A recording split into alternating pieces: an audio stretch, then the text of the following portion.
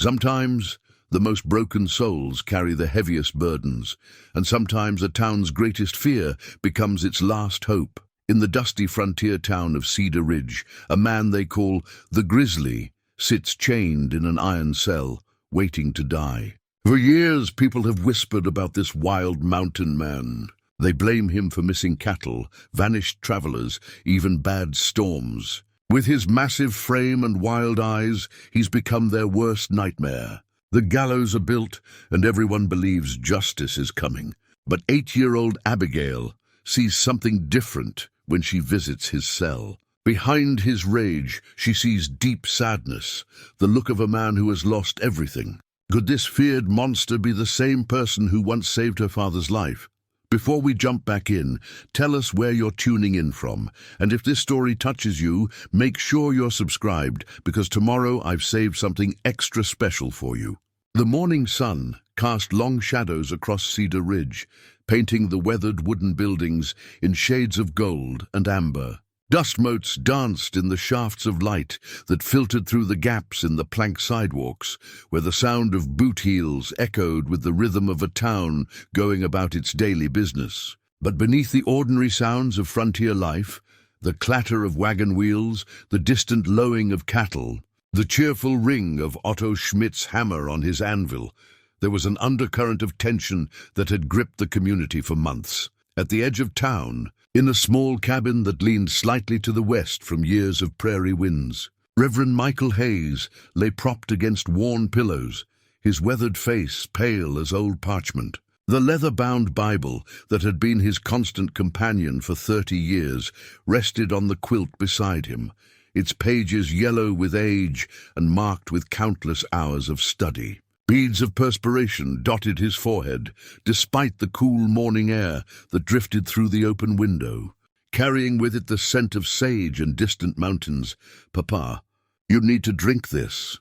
8-year-old Abigail Hayes stood beside the bed, her small hands wrapped around a tin cup filled with water that Dr. Patricia Wainwright had flavored with honey and herbs. Her dark hair was braided neatly down her back, and her calico dress, though patched in places, was clean and pressed with the care that spoke of a child who had learned responsibility beyond her years. Hayes opened his eyes that had once been bright blue, but now seemed faded, like the sky just before a storm. He managed a weak smile as he took the cup with trembling hands. "You're too good to your old papa, little one." The Reverend had been fighting the wasting sickness for 6 months now, ever since the coughing fits had started and the blood began appearing on his handkerchiefs. Dr. Wainwright had done what she could, but they all knew that some battles were beyond the reach of medicine. What troubled Michael most was not his own failing health, but the weight of memories that seemed to grow heavier with each passing day, memories of the mountains, of a debt unpaid, and of a man who had saved his life when death had seemed certain. 3 months ago, everything had changed for Cedar Ridge. The traveling merchant Augustus Kane had been found dead on the mountain pass, his throat torn open and his wagon ransacked. The discovery had sent shockwaves through the community, not because death was uncommon on the frontier, but because of what the townspeople believed they knew about the killer. For years, stories had circulated about the wild man who lived in the high country, a giant of a man with hair like a bear's pelt and eyes that glowed in the darkness. Children were warned never to wander too far from town, lest the Grizzly catch them. Ranchers blamed him for missing livestock. Travelers spoke in hushed tones of glimpsing a massive figure watching them from ridgetops. And when storms rolled down from the peaks with unusual fury, the old-timers would nod knowingly and mutter about the mountain's curse. Sheriff Buck Morrison had been reluctant to organize a hunting party at first. A practical man in his 50s, with salt and pepper hair and hands scarred from years of frontier justice, Morrison understood the difference between legend and fact. But when a second merchant went missing 2 weeks after Kane's murder, the pressure from Mayor Franklin Cross and the townspeople became impossible to ignore. The capture had been almost anticlimactic. They found him in a shallow cave, half-starved and raving with fever from an infected wolf bite on his arm. He'd barely put up a fight, and when they dragged him back to town in chains, many were surprised by what they saw. Yes, he was enormous, easily 6.5 feet tall, with shoulders broad enough to fill a doorway, and yes, his black hair hung past his shoulders in tangled mats, and his beard covered most of his face. But there was something in his eyes that didn't match the stories. Something that looked less like animal fury and more like profound grief. Still, the evidence seemed overwhelming. Augustus Cain's blood was on the man's clothes. A distinctive silver ring belonging to the merchant was found in his meager belongings. Most damning of all, when Sheriff Morrison had asked his name, the wild man had simply stared at him with those haunted eyes and said nothing. Mayor Franklin Cross, a portly man with carefully waxed whiskers and the soft hands of someone who'd never done manual labor, had wasted no time in declaring the case closed. "We've got our killer," he announced from the steps of the town hall, his voice carrying the authority of his office. "The mountain devil will hang for his crimes, and our children can sleep safely in their beds again." The gallows had gone up in the town square within a week, its rough-hewn timbers stark against the sky like the bones of some prehistoric beast. Otto Schmidt, the town's blacksmith, had been commissioned to forge the iron restraints that now held the prisoner in the small jail behind Morrison's office. Otto was a mountain of a man himself, with arms like tree trunks and a reputation for fairness that extended throughout the territory. But even he seemed uneasy when he delivered the shackles, his usually jovial demeanor subdued. "Never seen a man so quiet," Otto had told his wife that evening. "Just sits there staring at nothing, like he's already dead inside." Dr. Patricia Wainwright had examined the prisoner at Sheriff Morrison's request, checking the infected wolf bite and ensuring he would be healthy enough to stand trial. A woman of 45 with graying hair, pulled back in a severe bun, and intelligent brown eyes behind wire-rimmed spectacles. She was one of the few educated people in Cedar Ridge and commanded respect despite the frontier's general skepticism about female doctors. Her assessment had been troubling, though she'd kept her doubts largely to herself. The wounds on the prisoner's body told a different story than the official narrative. Yes, there were scratches and cuts consistent with living rough in the wilderness, but nothing that suggested recent violence. More puzzling were the scars on his hands and arms, old marks that spoke of careful work with wood and metal, not the random damage one would expect from a savage. "He knows scripture," she had confided to Reverend Hayes during one of her visits to check on his condition. "I heard him reciting the 23rd Psalm under his breath. Not something you'd expect from a wild animal." But her medical opinion carried less weight than the town's need for justice, or at least the appearance of it. Fear had taken root in Cedar Ridge like a weed, growing stronger with each passing day. Children were kept indoors after sunset, and even grown men found reasons to avoid traveling alone. The prisoner in the jail had become both monster and salvation, a focus for their terror and the promise of its end. Big Jim Calloway, who ran the Silver Dollar Saloon with his wife Margaret, had started organizing nightly patrols. Jim was a former cavalry sergeant with a handlebar mustache and a voice that could carry across a parade ground. Under his leadership, groups of armed men walked the streets after dark, ostensibly watching for the prisoner's accomplices, but really seeking reassurance that they were doing something, anything, to protect their families. "That thing in the jail ain't natural," Jim would declare to anyone who'd listen, his massive fist wrapped around a beer mug. "You can see it in his eyes, like looking into the pits of hell itself." Through all of this, 8-year-old Abigail Hayes watched and listened with the particular intensity of a child who has learned that adults don't always tell the truth. She had been caring for her dying father for months now, a responsibility that had aged her beyond her years and given her insights into human nature that most children never acquired. She knew when people were afraid, and she knew when they were lying, even to themselves. The first time she saw the prisoner, she had been walking past the jail on her way to Dr. Wainwright's clinic to collect her father's medicine. The small building sat at the end of Main Street, its barred windows facing the mountains that rose like ancient guardians beyond the town's borders. She had paused, curious about the man everyone was talking about, and pressed her face to the dusty glass. What she saw didn't match the stories. Yes, he was enormous, his massive frame making the small cell seem like a cage meant for a much smaller animal. His hair was indeed long and unkempt, and his clothes were the rough homespun of a man who lived far from civilization. But when he looked up and their eyes met through the glass, Abigail saw something that made her heart ache with recognition. She had seen that same expression in her father's eyes during his worst moments.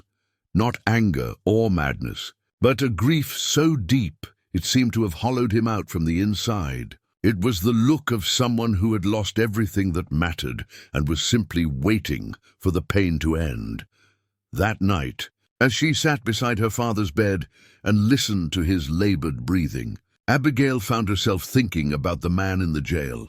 Her father had taught her that God loved all his children, even the lost and broken ones, especially the lost and broken ones. And though she was only 8 years old, Abigail Hayes had already learned that sometimes the most important truths were the ones that adults were too frightened or too proud to see. Outside the cabin window, the mountains loomed dark against the star-filled sky, keeping their secrets as they had for countless generations. In his cell, the man they called the Grizzly sat alone in the darkness, his iron shackles cold against his wrists, while somewhere in the night, the real killer moved freely through shadows, his true nature hidden behind a mask of respectability and trust. The stage was set for a reckoning that would test not just the faith of a dying preacher's daughter, but the soul of an entire community that had chosen fear over truth and judgment over mercy. And at the center of it all, two unlikely souls, a grieving mountain man and a determined little girl, would find in each other the courage to confront the darkness that threatened to consume them all. The moon hung like a silver coin above Cedar Ridge, casting pale light through the windows of the Hayes cabin, where Reverend Hayes had finally fallen into an uneasy sleep. His breathing was shallow and ragged, punctuated by occasional coughs that brought flecks of blood to his lips. Abigail sat in the wooden chair beside his bed, her small hands wrapped around the wooden cross she had carved herself from a piece of pine her father had given her months ago. She had whittled it during the long hours when he was too sick to read to her.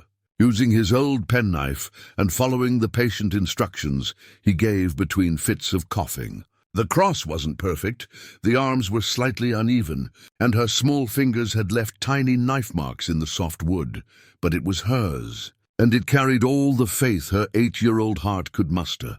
Tonight, however, that faith was troubled by questions that gnawed at her like hunger. Everyone in town spoke of the prisoner as if he were a rabid animal that needed to be put down, but the eyes she had seen through the jail window told a different story. They were the eyes of someone in pain, not someone filled with the bloodlust that adults whispered about in hushed tones. Her father stirred in his sleep, muttering words she couldn't quite make out. Something about the mountain, about snow and darkness, and a name that sounded like Jacob. She leaned closer, trying to understand, but his fevered mumblings faded back into the rhythm of labored breathing. The decision came to her suddenly, with the clarity that sometimes visits children when adults have made everything too complicated. She needed to see the prisoner again, but this time she would do more than just look through a window. She would talk to him person to person, and she would offer him the kindness that everyone else seemed determined to withhold. Abigail slipped from the chair and padded barefoot across the cabin's wooden floor, her steps silent as a whisper. She pulled on her shoes and wrapped her mother's old shawl around her shoulders, a faded blue wool that still carried the faintest scent of lavender after all these years. At the door she paused to look back at her father, making sure he was still sleeping, then stepped out into the cool night air. Cedar Ridge, after midnight, was a different place entirely. The cheerful bustle of daytime commerce was replaced by shadows that stretched long and dark between the buildings. A coyote called somewhere in the distance, its voice carrying loneliness across the empty streets. Abigail pulled the shawl tighter around her shoulders and began walking toward the jail. The building was smaller than it appeared during daylight hours, little more than a wooden shed with iron bars over the windows and a heavy door reinforced with metal strips. A single oil lamp burned inside Sheriff Morrison's office, casting flickering light that danced across the dusty glass. Abigail could hear the sound of snoring from within. The sheriff had taken to sleeping in his office since the prisoner's arrival. Unwilling to leave him unguarded, the jail cells were in the back of the building, accessible through a heavy door that Sheriff Morrison usually kept locked. But tonight, perhaps due to the late hour or simple oversight, Abigail found that the door yielded to her small hands with only the softest creak of protest. The smell hit her first: unwashed human, old straw, and something else that reminded her of the wild animals she had sometimes glimpsed in the forest beyond town. But underneath it all was something unexpected: the clean scent of soap, as if someone had been trying to maintain some dignity despite the circumstances. "Who's there?" The voice that emerged from the darkness was deep and rough, like stones grinding against each other, but there was wariness in it rather than threat. Abigail's heart hammered against her ribs, but she forced herself to step forward until she could see into the cell. The prisoner sat on a narrow cot, his massive frame hunched forward, with his chained hands resting on his knees. Even in the dim light, she could see that someone, perhaps Dr. Wainwright, had cleaned and bandaged the wolf bite on his arm. His hair had been partially combed back from his face, revealing features that were weathered and scarred, but unmistakably human. "I'm Abigail," she said, her voice barely above a whisper. "Abigail Hayes." The man's eyes widened slightly, and he leaned back against the stone wall as if trying to put more distance between them. "You shouldn't be here, child. Go home to your family." But instead of leaving, Abigail stepped closer to the iron bars. She had brought a tin cup filled with water from the well behind their cabin, and she set it down within his reach. "You must be thirsty." For a long moment the man simply stared at her, as if he couldn't quite believe what he was seeing. Then, moving with surprising gentleness for someone so large, he reached through the bars and picked up the cup. His hands, she noticed, were clean despite his imprisonment, and his fingernails had been trimmed short. "These were not the hands of a savage. Why?" he asked after taking a long drink. "Why would you help me?"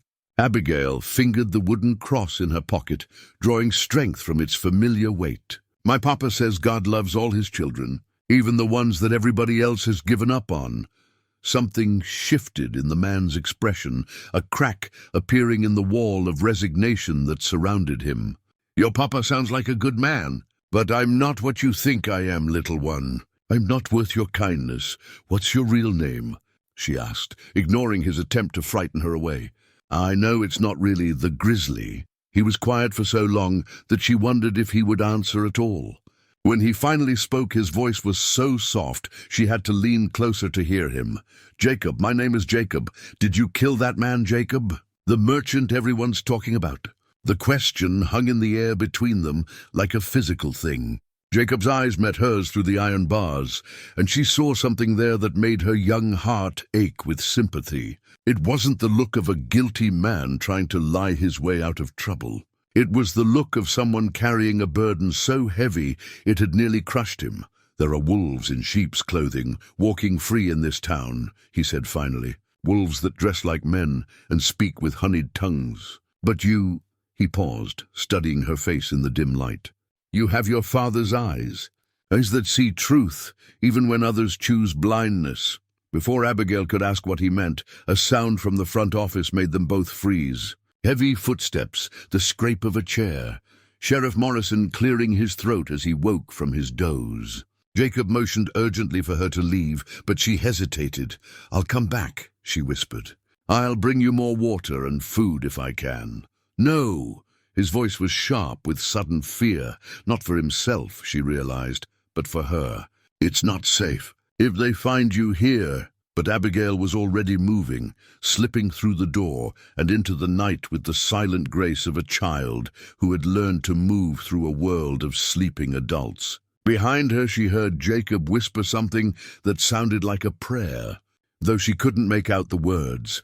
The walk home seemed shorter than the journey to the jail, her mind racing with everything she had learned. Jacob, his real name was Jacob, and he was not the monster everyone believed him to be.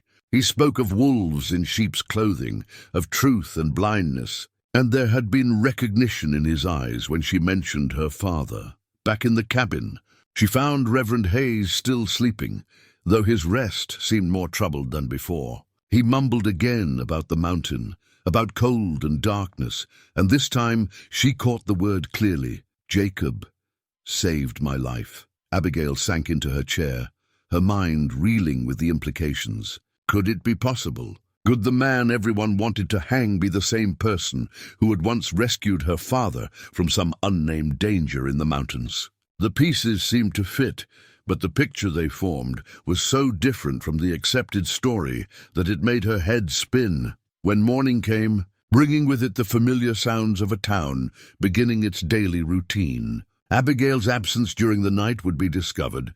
Mrs. Patterson, who lived next door and helped care for invalids throughout Cedar Ridge, had come by early to check on Reverend Hayes and noticed mud on Abigail's shoes. Still damp with mountain dew, the news spread through Cedar Ridge like wildfire on dry grass. The preacher's daughter had visited the monster in his cell. She had spoken with him, given him water, shown him the kind of Christian charity that some folks thought was wasted on such creatures. By noon, Sheriff Morrison had given her a stern warning about staying away from the jail, and Mayor Cross had made a point of stopping by the Hayes cabin to express his concern for her safety. But the damage was done, and not just to Abigail's reputation. Her act of simple kindness had accomplished something that months of interrogation and threats had failed to achieve. It had reminded Jacob Stone that he was still human, still capable of inspiring care rather than fear. And in a town where fear had become the dominant emotion, that reminder would prove more dangerous to the real killer than any weapon or investigation. The man they called the Grizzly sat in his cell that morning, staring at the empty tin cup that still carried the scent of clean mountain water. For the first time in months, the crushing weight of despair that had settled on his shoulders began to lift, replaced by something he had almost forgotten existed: hope. And hope, as any man who had lived through darkness could attest, was the most dangerous thing of all. 3 days had passed since Abigail's midnight visit to the jail, and the Hayes cabin had taken on the heavy atmosphere of a house where death was patiently waiting. Reverend Michael Hayes spent most of his time now in a fevered half-sleep, his breathing growing more labored with each passing hour. Dr. Wainwright had increased her visits, but they all knew she came now more to offer comfort than to provide medical treatment. Abigail had become skilled at reading the signs of her father's condition. When his breathing was steady and his forehead cool, she could slip away for short periods. When the fever spiked and his mumblings became more agitated, she stayed close, bathing his face with cool water and holding his hand until the worst passed. It was during one of his calmer moments that she noticed something unusual. While organizing the medicine bottles on his bedside table, her elbow knocked against his old Bible, sending it tumbling to the floor. As she bent to retrieve it, several items fell from between its pages: a folded letter, a small piece of paper with what looked like a shopping list, and something that made her heart skip. It was a pressed wildflower, its purple petals still vibrant despite obvious age. Mountain lupine, she recognized from the botany lessons her father had given her during their walks in better days. But this particular flower was different somehow, special enough that her father had preserved it within the pages of his most treasured possession. When she showed it to him during his next lucid period, his reaction was immediate and profound. His pale eyes focused with an intensity she hadn't seen in weeks, and his hand trembled as he reached for the delicate bloom. Where did you find this?" he whispered. "It was in your Bible, Papa. Has it been there long?" Michael Hayes stared at the flower for a long moment, his weathered fingers stroking the pressed petals with infinite care. 5 years, he said finally. "I picked it the day—" His voice trailed off, and she saw him struggle to organize thoughts scattered by fever and medication. "The day what, Papa?" "The day Jacob saved my life." The words hit Abigail like a physical blow. Jacob, the same name the prisoner had given her, the same name her father had mumbled in his delirium. The coincidence was too great to ignore, but she needed to be certain. "Tell me about Jacob, Papa, please."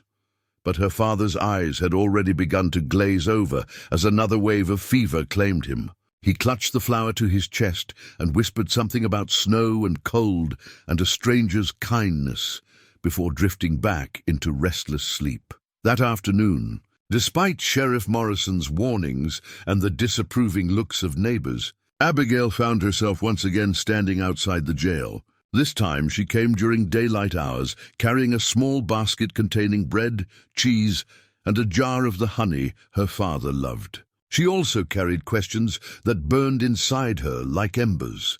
Sheriff Morrison was away, probably making his rounds or having lunch at the Silver Dollar Saloon. The jail building stood quiet in the afternoon sun, with only the sound of wind through the eaves to break the silence. Abigail made her way to the back door, which she found unlocked once again. Jacob was sitting on his cot, but this time he wasn't hunched in despair.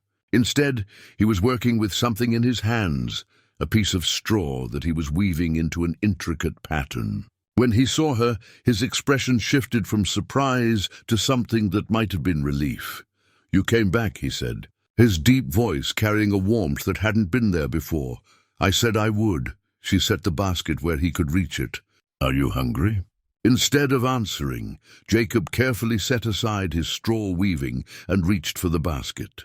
As he did, Abigail noticed that his movements were different somehow, less defeated, more purposeful. The simple act of receiving kindness seemed to have awakened something in him. "Thank you," he said as he unwrapped the bread. "It's been a long time since anyone—" He stopped, shaking his head. "You shouldn't be doing this. If they find you here again, I don't care what they think."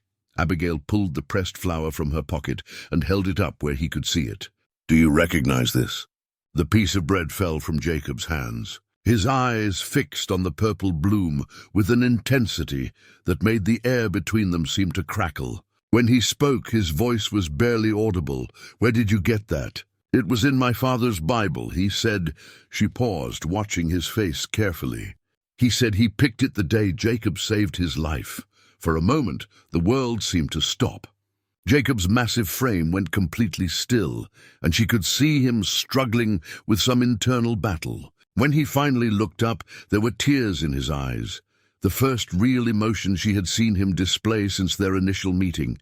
5 years ago, he whispered. Late autumn. There was an early blizzard in the high country. Abigail's heart pounded. "Tell me." Jacob leaned forward, his chained hands clasped together. "I was checking my trap lines when I heard someone calling for help. Found a man half frozen in a gully, wearing city clothes that weren't fit for mountain weather. He was delirious, talking about his daughter, about promises he'd made to his dying wife. That was my papa. He'd been traveling to the territorial capital for some church business when the storm hit. Got turned around in the snow, wandered for 2 days before I found him." Jacob's voice grew stronger as he continued. "Took him to my cabin, nursed him back to health. He stayed for nearly a week while the worst of the weather passed. Why didn't you tell anyone? When they arrested you, why didn't you say who you were?" Jacob was quiet for a long time, staring down at his hands. When he spoke again, his voice was heavy with a grief that seemed to encompass more than just recent events. "Because I killed them," he said finally. "My wife, my daughter. As sure as if I'd put a knife through their hearts myself." Abigail felt a chill that had nothing to do with the jail's stone walls. "What do you mean?" "I left them alone to check the trap lines. Told Maria I'd be back by evening, but I stayed out overnight chasing a wounded elk. When I came home," his voice broke, "the cabin was burning. They were inside. I was too late." The pieces of Jacob's story began falling into place in Abigail's mind. The grief in his eyes, his resignation to whatever fate the town chose for him, his belief that he didn't deserve kindness, it all made terrible sense. "That's why you've been living like a wild man in the mountains," she said softly. "You blame yourself." I failed to protect the people I loved most. What kind of man does that make me? A human one. The words came out with more force than she'd intended, and Jacob looked up in surprise. My mama died when I was little, and for the longest time Papa blamed himself. Said if he'd been a better husband, prayed harder, had more faith, maybe God would have spared her. It took him years to understand that some things just happen, and blaming yourself doesn't honor the people we've lost. Jacob stared at her with wonder, as if seeing her clearly for the first time. How old are you, child? 8. But I've been watching people my whole life, and I can tell when someone's heart is broken. She reached through the bars and placed her small hand over his much larger ones. You saved my papa's life. That makes you a good man, no matter what else you think you've done wrong. For several minutes they sat in comfortable silence, the connection between them deeper than words. Finally Jacob spoke again, his voice stronger than before. Your father, during that week he stayed with me, he talked about you constantly. Said you were the smartest, bravest little girl in the whole territory. Said you could see right through to people's souls. He managed a small smile. I should have listened to him. He's very sick now, Abigail said quietly. Dr. Wainwright says he doesn't have much time left. I'm sorry. That's why I need to prove you didn't kill that merchant. Papa needs to know that the man who saved his life is safe before... She couldn't finish the sentence. Jacob reached through the bars and gently touched her cheek with one finger. His touch surprisingly gentle for such large hands. You can't save me, little one. The evidence against me is too strong, and this town needs someone to blame. Sometimes that's just how the world works. But Abigail pulled away, her jaw set with determination that reminded Jacob powerfully of her father. The world only works that way if good people let it. And I'm not going to let them hang an innocent man. As she gathered her basket and prepared to leave, Jacob called after her. The flower, the lupine. Tell your father I remember the day I picked it. He was feeling stronger and wanted to walk outside. Said it reminded him of something beautiful in a world that had shown him so much ugliness. I'll tell him. And Abigail, be careful. If there really is a killer still out there, and if he thinks you're getting too close to the truth, she nodded, understanding the warning. But as she slipped back into the afternoon sunlight, her mind was already working on the problem. Someone had killed Augustus Cain and framed Jacob for the crime. Someone who knew enough about Jacob's existence to make him a believable suspect. Someone who had access to the dead man's belongings to plant evidence. Most importantly, someone who was still free and might kill again to protect their secret. Back in the Hayes cabin, she found her father awake and lucid, a rare gift in these final days. She told him about Jacob, about the pressed flower, about the week they had spent together in a mountain cabin 5 years ago. As she spoke, she watched recognition dawn in his fading eyes, followed by something that looked like peace. I knew, he whispered. Deep down, I knew that man couldn't be a killer. He had the gentlest hands, carved me a wooden cross to pass the time while I recovered. His voice grew stronger with memory. He never told me his name, just said to call him friend, but I heard him praying one night, asking God to forgive Jacob Stone for his failures. You have to tell them. Goodbye. You have to tell Sheriff Morrison and the others. Michael Hayes closed his eyes, gathering what strength remained to him. I'll try, little one. But you need to be prepared. Sometimes the truth isn't enough to overcome fear and prejudice. Sometimes good men die while evil ones prosper. Not this time, Abigail said firmly. Not if I can help it. Outside their cabin window, the sun was setting behind the mountains, painting the sky in shades of gold and crimson. In his cell, Jacob Stone sat holding the straw figure he'd been weaving, a small cross, imperfect but made with care.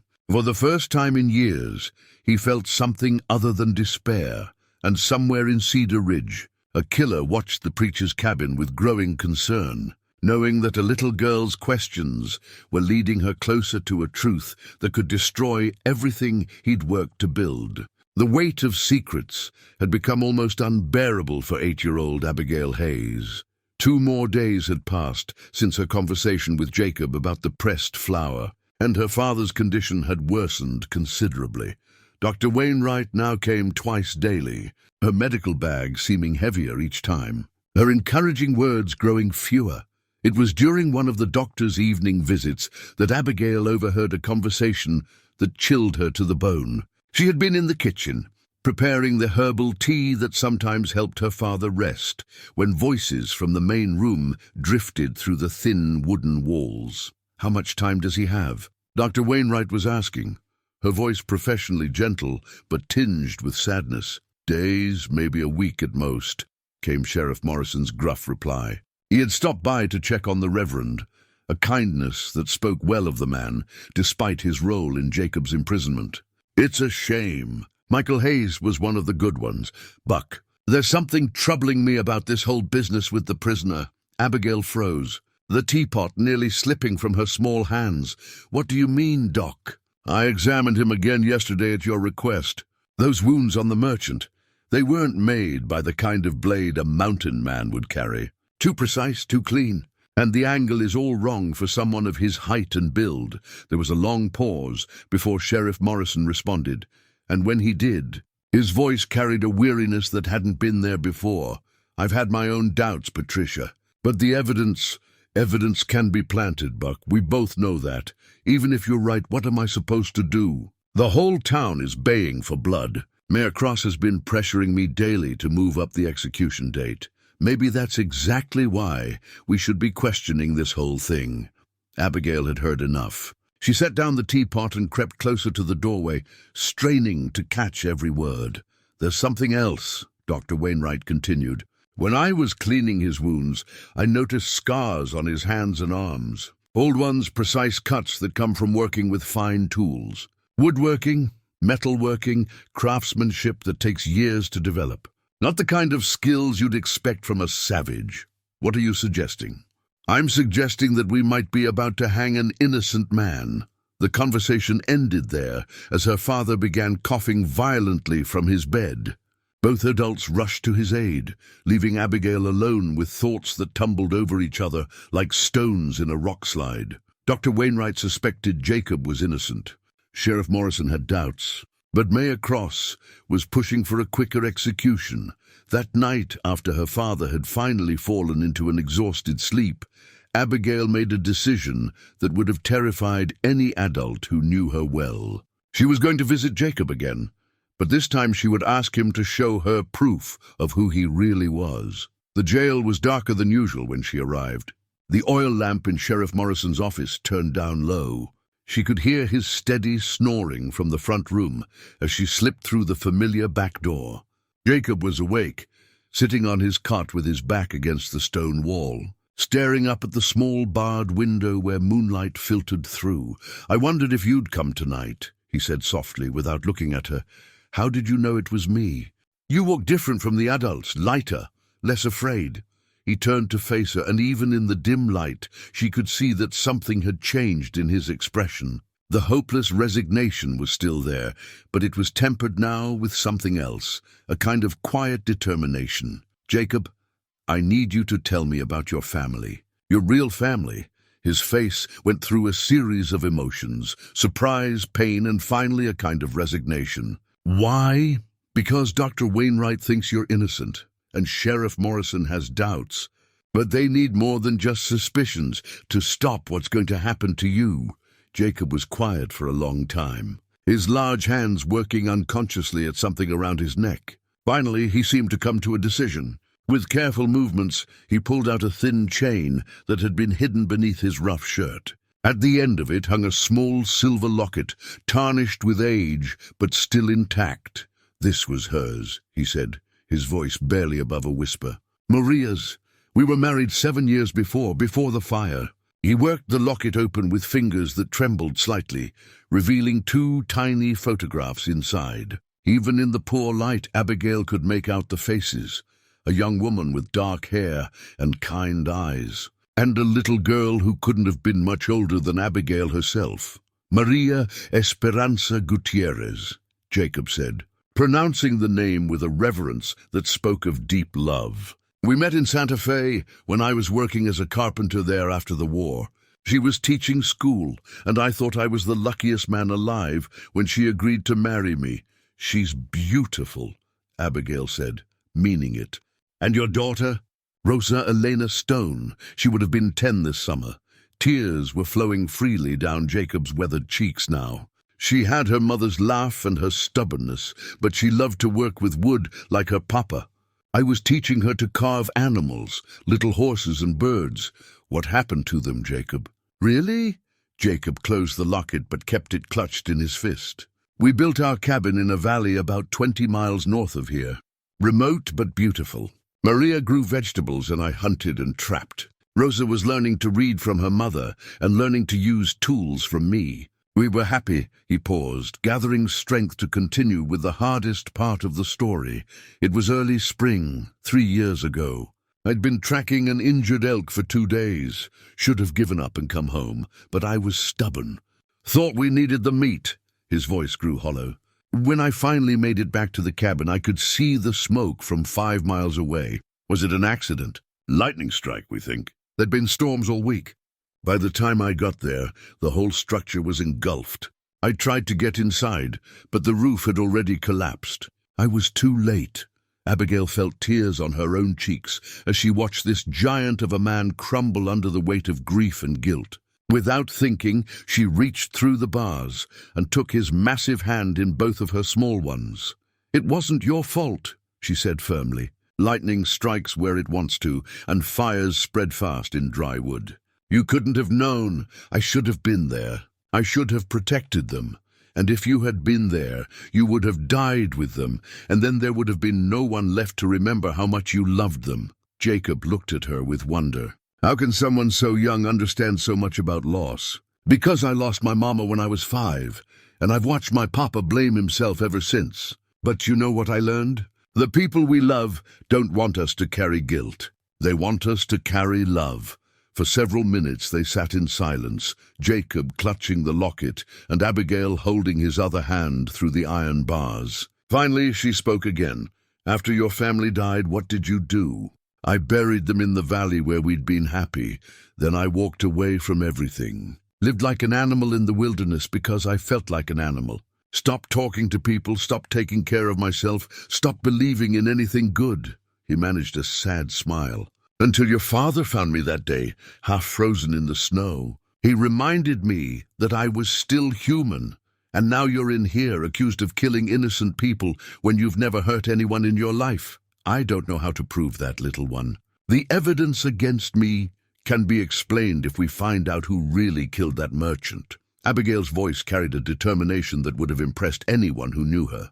Someone wanted you to look guilty. Someone who knew about you living in the mountains.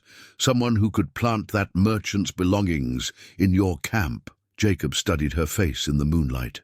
You're thinking like a grown-up, but you're still a child. This kind of thinking could get you hurt. I'm thinking like someone who doesn't want to watch an innocent man die. She squeezed his hand tighter. Jacob, I need you to promise me something. What? Promise me you won't give up. Promise me you'll keep fighting even if it seems hopeless. Jacob was quiet for a long moment, then he squeezed her hand in return. I promise if you promise me something in return. What? Promise me you'll be careful. If someone in this town is a killer, and if they think you're getting too close to the truth, you could be in real danger. I promise. As Abigail prepared to leave, Jacob called softly after her. The locket, would you like to see the other side? She turned back curious. Jacob opened the locket again and tilted it toward the light. On the inside of the case, engraved in tiny, precise letters, were the words, Para Jacob, mi amor eterno, M. It means, for Jacob, my eternal love, he translated. She had it made for our first anniversary. It's beautiful. And it proves who you really are, Jacob Stone, not some wild monster. Will it be enough? Abigail looked at the locket, at the photographs of the family he'd lost, at the gentle sadness in his eyes, and felt a determination stronger than anything she'd ever experienced. It has to be, she said, because I'm not going to let them kill you for someone else's crimes. As she made her way home through the dark streets of Cedar Ridge, Abigail's mind was already working on her next move. She had proof now that Jacob was not the savage everyone believed him to be. She had Dr. Wainwright's medical opinion and Sheriff Morrison's growing doubts. But most importantly, she had something that no one else in town seemed to possess anymore: the absolute certainty that truth was more important than fear. Back in the Hayes cabin, she found her father awake despite the late hour, his eyes bright with fever but alert. When she told him about Jacob's locket and the story of his family, Reverend Hayes wept openly. "I remember now," he whispered. "The cross he carved for me. He said it was for Rosa, his little girl who loved wooden animals. He was practicing so he could make her something special when he got home. Papa, you have to tell people. You have to make them listen." "I will, child. Tomorrow, if God gives me strength, I'll tell them everything I remember about the man who saved my life." Outside their window, the first hints of dawn were touching the eastern sky. In a few hours, Mayor Cross would likely announce that the execution had been moved up yet again. But Abigail Hayes, 8 years old, and armed with nothing but truth and determination, was not ready to give up the fight. Jacob Stone had shown her the depths of love and loss that existed in the human heart. Now she would show him and her town what faith and courage could accomplish when they refused to surrender to fear. The morning sun painted Cedar Ridge in deceptively cheerful hues, but beneath the surface calm, tension crackled like electricity before a thunderstorm. Word had spread overnight that Mayor Cross intended to address the town about moving up the execution date, and by 9 o'clock, a crowd had gathered in the square near the gallows that stood like a grim sentinel against the clear sky. Abigail had spent the early hours nursing her father through another difficult night. But when Dr. Wainwright arrived for her morning visit, she found the Reverend more alert than he had been in days. There was something in his pale eyes that spoke of urgent purpose, as if he were drawing on reserves of strength that illness had not yet claimed. "I need to speak with Sheriff Morrison," he told the doctor, his voice still weak but determined. "It's about the prisoner." Dr. Wainwright exchanged a meaningful glance with Abigail, who had been sitting quietly in the corner, apparently absorbed in mending one of her father's shirts. The two women, one a trained physician, the other a child, wise beyond her years, shared an understanding that words could not have expressed. "I'll send word to Buck," Dr. Wainwright said. "But Michael, you need to conserve your strength. Some things are more important than strength, Patricia. Some things are worth dying for." While they waited for the sheriff, Abigail slipped away from the cabin with a purpose of her own. She had been thinking about Dr. Wainwright's observation that Jacob's scars spoke of skilled craftsmanship rather than wild living. If she could find proof of Jacob's true identity, something more concrete than memories and pressed flowers, it might be enough to make the town listen. Her destination was the building behind the jail, where Sheriff Morrison stored confiscated belongings. She had seen him carry items there after Jacob's arrest. And if there was evidence of who Jacob really was, it would be among his possessions. The storage room was little more than a wooden shed attached to the jail's back wall. The door was secured with a simple latch, the kind that was meant to keep things organized rather than truly locked away. Abigail's small fingers made quick work of it, and she slipped inside. The space was cramped and dusty, filled with crates and boxes containing the remnants of various legal cases. She found Jacob's belongings in a canvas sack near the back, the few items he had been carrying when they captured him in the cave. Her hands trembled as she opened the sack. Inside were the basics of survival living: a worn leather pouch containing fishing hooks and line, a fire steel wrapped in oiled cloth, a small pot black with soot from countless campfires. But underneath these practical items, she found something that made her heart race with excitement. It was a military medal, tarnished silver on a faded ribbon. The inscription was partially worn away, but she could still make out enough letters to piece together the words, "Jacob Stone, Union Army, Distinguished Service." The date was 1864, but there was more. Wrapped carefully in a piece of oiled leather was a small wooden carving, a horse no bigger than her palm, its mane and muscles rendered with exquisite detail. The kind of work that took not just skill, but patience and love. The kind of work a father might do for a daughter who collected wooden animals. Find what you were looking for. Abigail spun around, her heart nearly stopping. Sheriff Morrison stood in the doorway, his expression unreadable.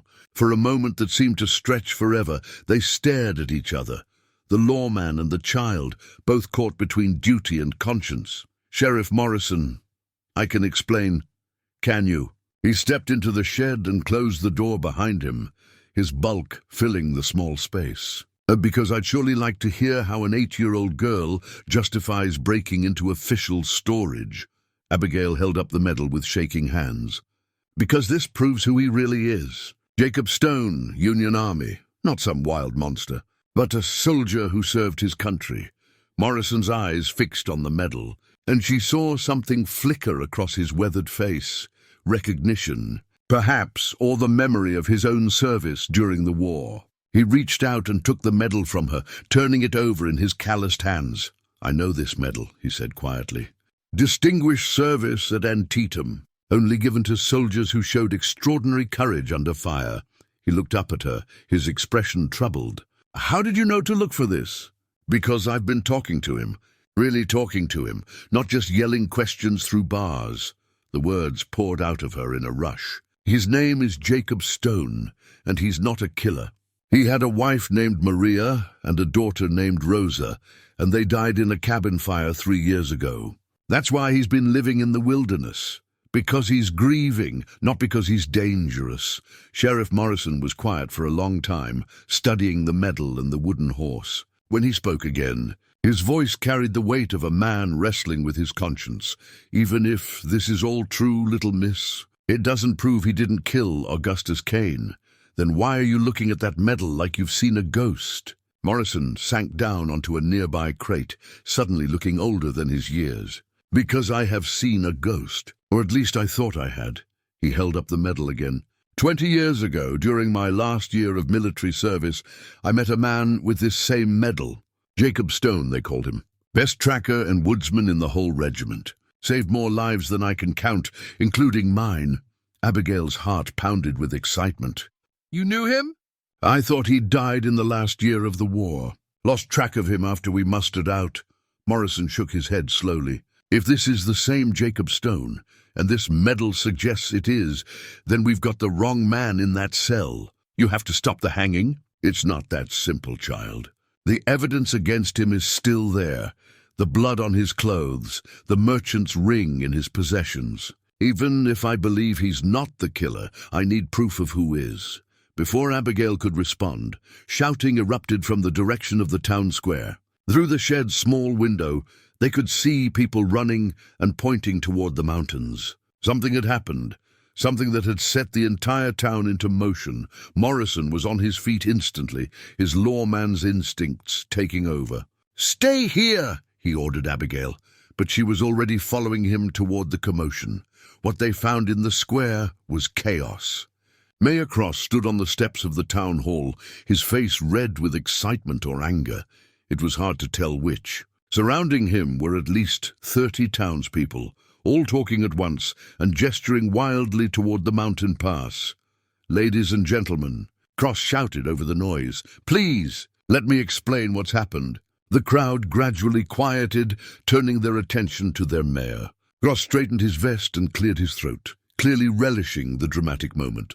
This morning, another traveler was attacked on the mountain pass. A circuit preacher named William Foster. He managed to escape with his life, but barely. A murmur ran through the crowd. Abigail felt her blood turn to ice. "The description he gave matches our prisoner exactly," Cross continued. "A giant of a man with wild hair and the strength of a bear. This proves beyond any doubt that we have the right man in custody. Wait just a minute." Sheriff Morrison pushed through the crowd, his voice cutting through Cross's speech. "Where is this preacher? I need to question him myself." Cross's expression flickered with something that might have been annoyance. "He was badly shaken, Buck. Doc Wainwright is seeing to him at her clinic. But his story is clear. No story is clear until I've heard it firsthand." Morrison was already moving toward Dr. Wainwright's clinic, and Abigail hurried to keep up with his long strides. They found the clinic in a state of organized chaos. Dr. Wainwright was bandaging the wounds of a thin, middle-aged man in the torn remains of a black suit. His face was scratched and bruised, and his hands shook as he sipped from a cup of tea. "Preacher Foster," Morrison said, removing his hat. "I'm Sheriff Morrison. I need to ask you about what happened." The preacher looked up with haunted eyes. "It was horrible, Sheriff. Absolutely horrible. He came out of nowhere, this massive creature with wild hair and eyes like a demon. He would have killed me if I hadn't managed to reach my horse. Can you describe exactly what happened?" Foster shuddered. "I was traveling the mountain pass when my horse threw a shoe. I was walking, leading the animal, when I heard this terrible roar from the trees. Then he was there, at least 7 feet tall, with claws instead of hands. He knocked me down and would have torn my throat out. But something spooked him and he ran back into the forest." Abigail felt her heart sink. The description did sound like the stories people told about the Grizzly, but something nagged at her, some detail that didn't fit. "What time did this happen?" Morrison asked. "Early this morning, just after sunrise." Morrison and Dr. Wainwright exchanged glances. "That's impossible," the doctor said quietly. "I was at the jail at sunrise, checking on the prisoner's infected wound. He was definitely still in his cell." Foster's eyes widened. Then there are 2 of them. Or he escaped and came back." But Abigail was studying the man's wounds more carefully now, and what she saw made her stomach clench with suspicion. The scratches on his face and hands were clean and precise, more like knife cuts than claw marks. And there was something about his manner, the way his eyes darted around the room, that reminded her of someone trying very hard to remember a rehearsed story. "Mr. Foster," she said in her clearest voice, "what did you do with your damaged horseshoe?" The question seemed to catch him off guard. "What? You said your horse threw a shoe? That's what made you stop in the first place. What did you do with it?"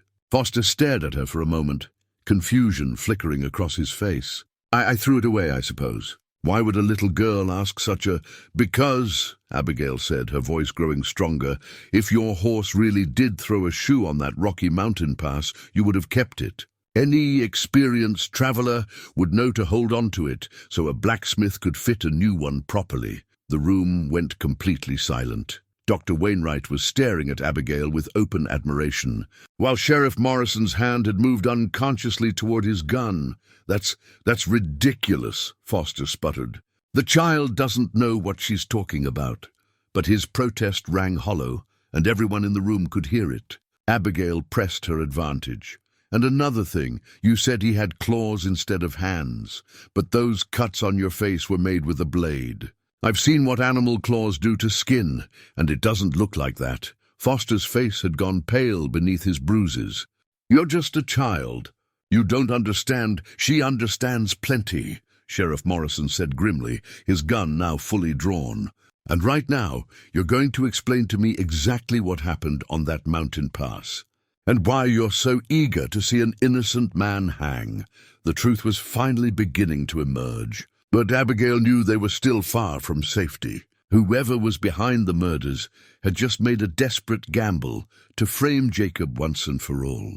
And desperate people, she had learned, were capable of almost anything. The tension in Dr. Wainwright's clinic was so thick it seemed to press against the walls like a living thing. Sheriff Morrison held his gun steady, pointed at the man who called himself Preacher Foster, while Abigail's sharp questions hung in the air like accusations. Dr. Wainwright moved quietly to the window, positioning herself where she could see the street outside. "I think," Morrison said in his calm, professional voice, "you'd better start telling us the truth, mister. And I'd start with your real name." Foster's hands trembled more violently now, and the teacup slipped from his fingers to shatter on the clinic floor. The sound seemed to break something inside him, and his shoulders sagged with defeat. "My name is William Foster," he said, his voice barely above a whisper. "That much is true. But I'm not a preacher, and I wasn't attacked by any mountain man. Then what really happened?" Dr. Wainwright asked, her medical instincts keeping her voice gentle despite the circumstances. Foster looked around the room like a trapped animal, his gaze finally settling on Abigail. You're too smart for your own good, little girl. Too smart by half. Smart enough to keep an innocent man from hanging, she replied, though her heart was pounding with fear. Now tell us who cut your face, and why. Foster was quiet for a long moment, seeming to struggle with some internal decision. When he finally spoke, his words came out in a rush, as if he were afraid he might lose his nerve. It was Mayor Cross. He hired me to stage the attack, to give him one more piece of evidence against the prisoner. Foster's voice grew stronger as he continued, fueled by what seemed like relief at finally telling the truth. He said the town was starting to have doubts, that he needed something to convince them once and for all. Sheriff Morrison's jaw tightened. Franklin Cross hired you to lie about being attacked? He paid me $50 to ride up to the mountain pass, cut my own face with this. Foster pulled a small, sharp knife from inside his jacket, told me exactly what to say about the giant mountain man, exactly how to describe him.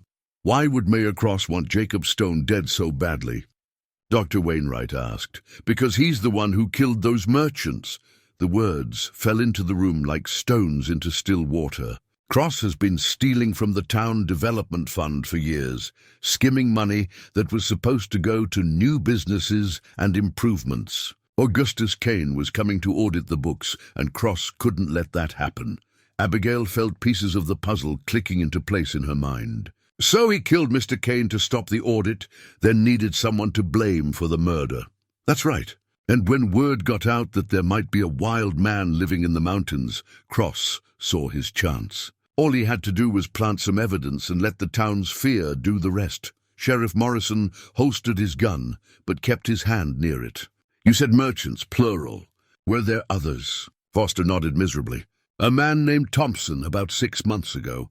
He was asking too many questions about where the development money was going. Cross made it look like an accident, said Thompson's horse threw him off a cliff. But it wasn't an accident, and you knew about all this? Cross has been paying me to keep quiet for months. I'm not proud of it, but I needed the money. My family back east, Foster's voice broke. I never thought it would go this far. I never thought he'd actually let an innocent man hang. Dr. Wainwright moved his broke. I never thought it would go this far. I never thought he'd actually let an innocent man hang. Dr. Wainwright moved closer to the window, her expression troubled. Buck, we have a problem. Half the town is gathered outside, and they don't look happy. Morrison joined her at the window, and Abigail could see the concern in his weathered face. Through the glass, she could make out Mayor Cross standing in the street, surrounded by an agitated crowd. His voice carried clearly through the clinic walls. Sheriff Morrison is being deceived by that wild man's dark influence. Cross was shouting. The child has been visiting the creature in his cell, and now she's spreading lies to protect him. They're talking about storming the jail, Dr. Wainwright said grimly. Taking justice into their own hands. Abigail felt a chill of fear. We have to stop them. If they hurt Jacob, first things first, Morrison said, turning back to Foster. You're going to come with me to that jail, and you're going to tell everyone exactly what you just told us. Every word of it. I can't, Foster stammered. Cross will kill me if he finds out I talked. Cross is going to hang for murder when this is all over, Morrison replied flatly. Your only chance is to help us stop him before he makes things worse.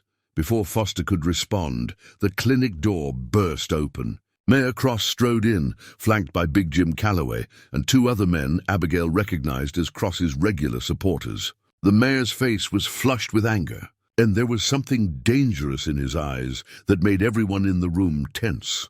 Sheriff Morrison, Cross said, his voice carrying false authority. I'm placing you under arrest for conspiracy and obstruction of justice. You're clearly too compromised to handle this situation. Morrison's hand moved to his gun. On whose authority, Franklin? You're not the law in this town. On the authority of concerned. Citizens who won't stand by while you let a child and a fake preacher spread lies about our communities. Leaders. Cross's eyes fixed on Foster. And even from across the room, Abigail could see the threat in that gaze. Mr. Foster here has some corrections to make to his earlier statement, don't you, William? Foster's face went white with terror. I don't know what you mean, Mayor Cross. Of course you do, Cross stepped closer, his voice dropping to a dangerous whisper. "You were clearly in shock from your terrible ordeal. Perhaps you misspoke about certain details." Abigail watched this exchange with growing alarm. It was clear that Cross was threatening Foster, probably reminding him of the consequences of betraying their arrangement. But it was also clear that Foster was terrified, not just of Cross, but of what might happen to his family if he continued to cooperate with the truth. "Mr. Foster," she said in her clearest voice, "remember what you told us about your family back east. Do you really think they'd want you to let an innocent man die to protect a killer?" Cross whirled on her, his face contorting with rage. "You little witch! You've been poisoning people's minds against me from the beginning." "Franklin!" Dr. Wainwright stepped between Cross and Abigail, her voice sharp with authority. "You will not threaten a child in my clinic." "That's no child," Cross snarled.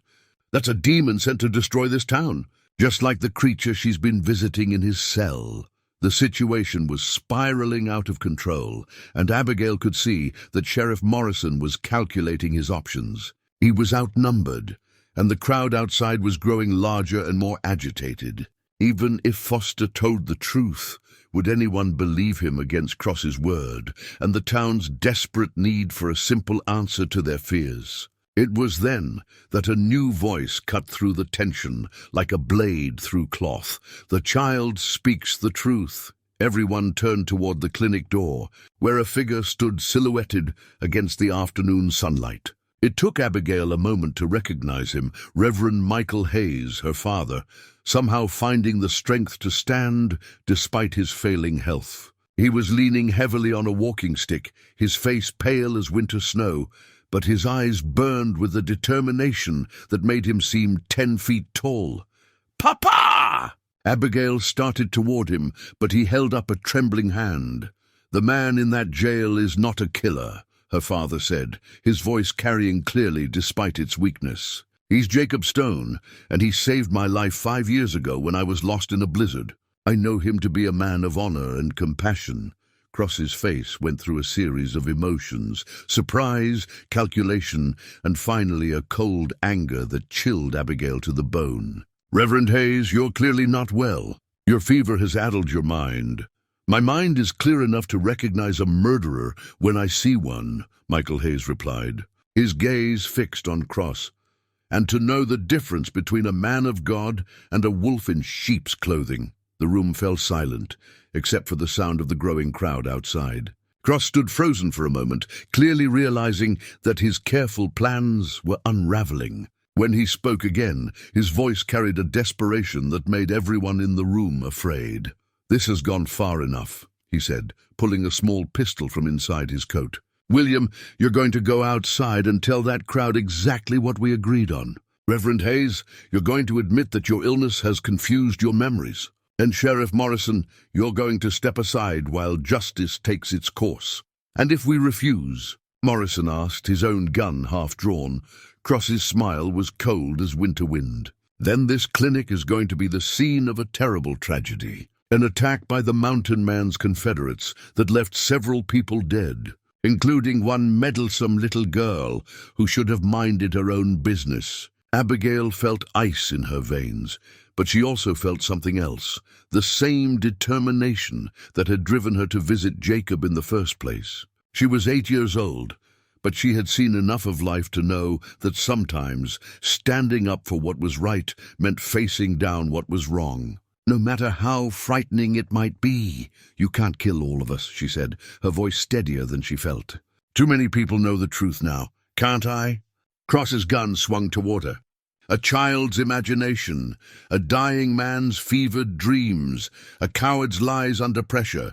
Who's going to believe any of it against the word of their elected mayor? But even as he spoke, Abigail could see doubt creeping into the eyes of the men who had followed Cross into the clinic. Big Jim Calloway was staring at the mayor with growing suspicion, and the other two were shifting uncomfortably. Whatever they had expected when they followed Cross into the clinic, it wasn't this, their respected mayor threatening a child at gunpoint. "Franklin," Big Jim said slowly, his voice carrying the authority of a man who had led soldiers in battle, "what exactly are you doing?" "I'm protecting this town," Cross snapped, but sweat was beading on his forehead now. "These people are trying to destroy everything we've worked for by threatening to shoot a little girl." The question hung in the air like smoke from a gunshot. Gross looked around the room, seeming to realize for the first time how his actions must appear to others. But instead of backing down, desperation drove him forward. "She's not just a little girl," he said, his voice rising with hysteria. "She's been corrupted by that monster in the jail.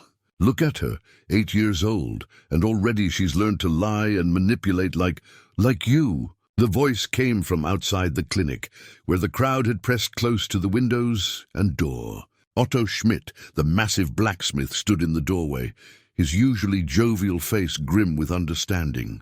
Behind him, Abigail could see Dr. Wainwright had managed to slip outside and was speaking urgently with several townspeople. "Otto," Cross said, trying to regain control of the situation, "you don't understand what's happening here." "I understand plenty." Otto stepped into the clinic, his presence filling the space like a mountain.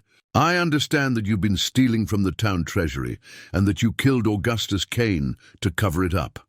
"That's ridiculous, is it?" Otto held up a piece of expensive cloth, torn and blood-stained. "Because I found this caught on a nail outside Kane's wagon when we brought his body back. Fine material, the kind you favor for your fancy vests. Not the kind of cloth a mountain hermit would wear." Abigail's heart leaped with hope. The physical evidence she had been looking for was finally coming to light. Cross's face went through a rapid series of changes. Surprise, fear, and finally a cold calculation that frightened her more than his earlier desperation. "You're all making a terrible mistake," he said, his voice suddenly calm. "But mistakes can be corrected." Before anyone could react, Cross grabbed Abigail by the arm and pressed the gun to her head. Her father cried out in anguish, and Sheriff Morrison half drew his weapon before freezing at Cross's sharp command. "Nobody moves," Cross shouted.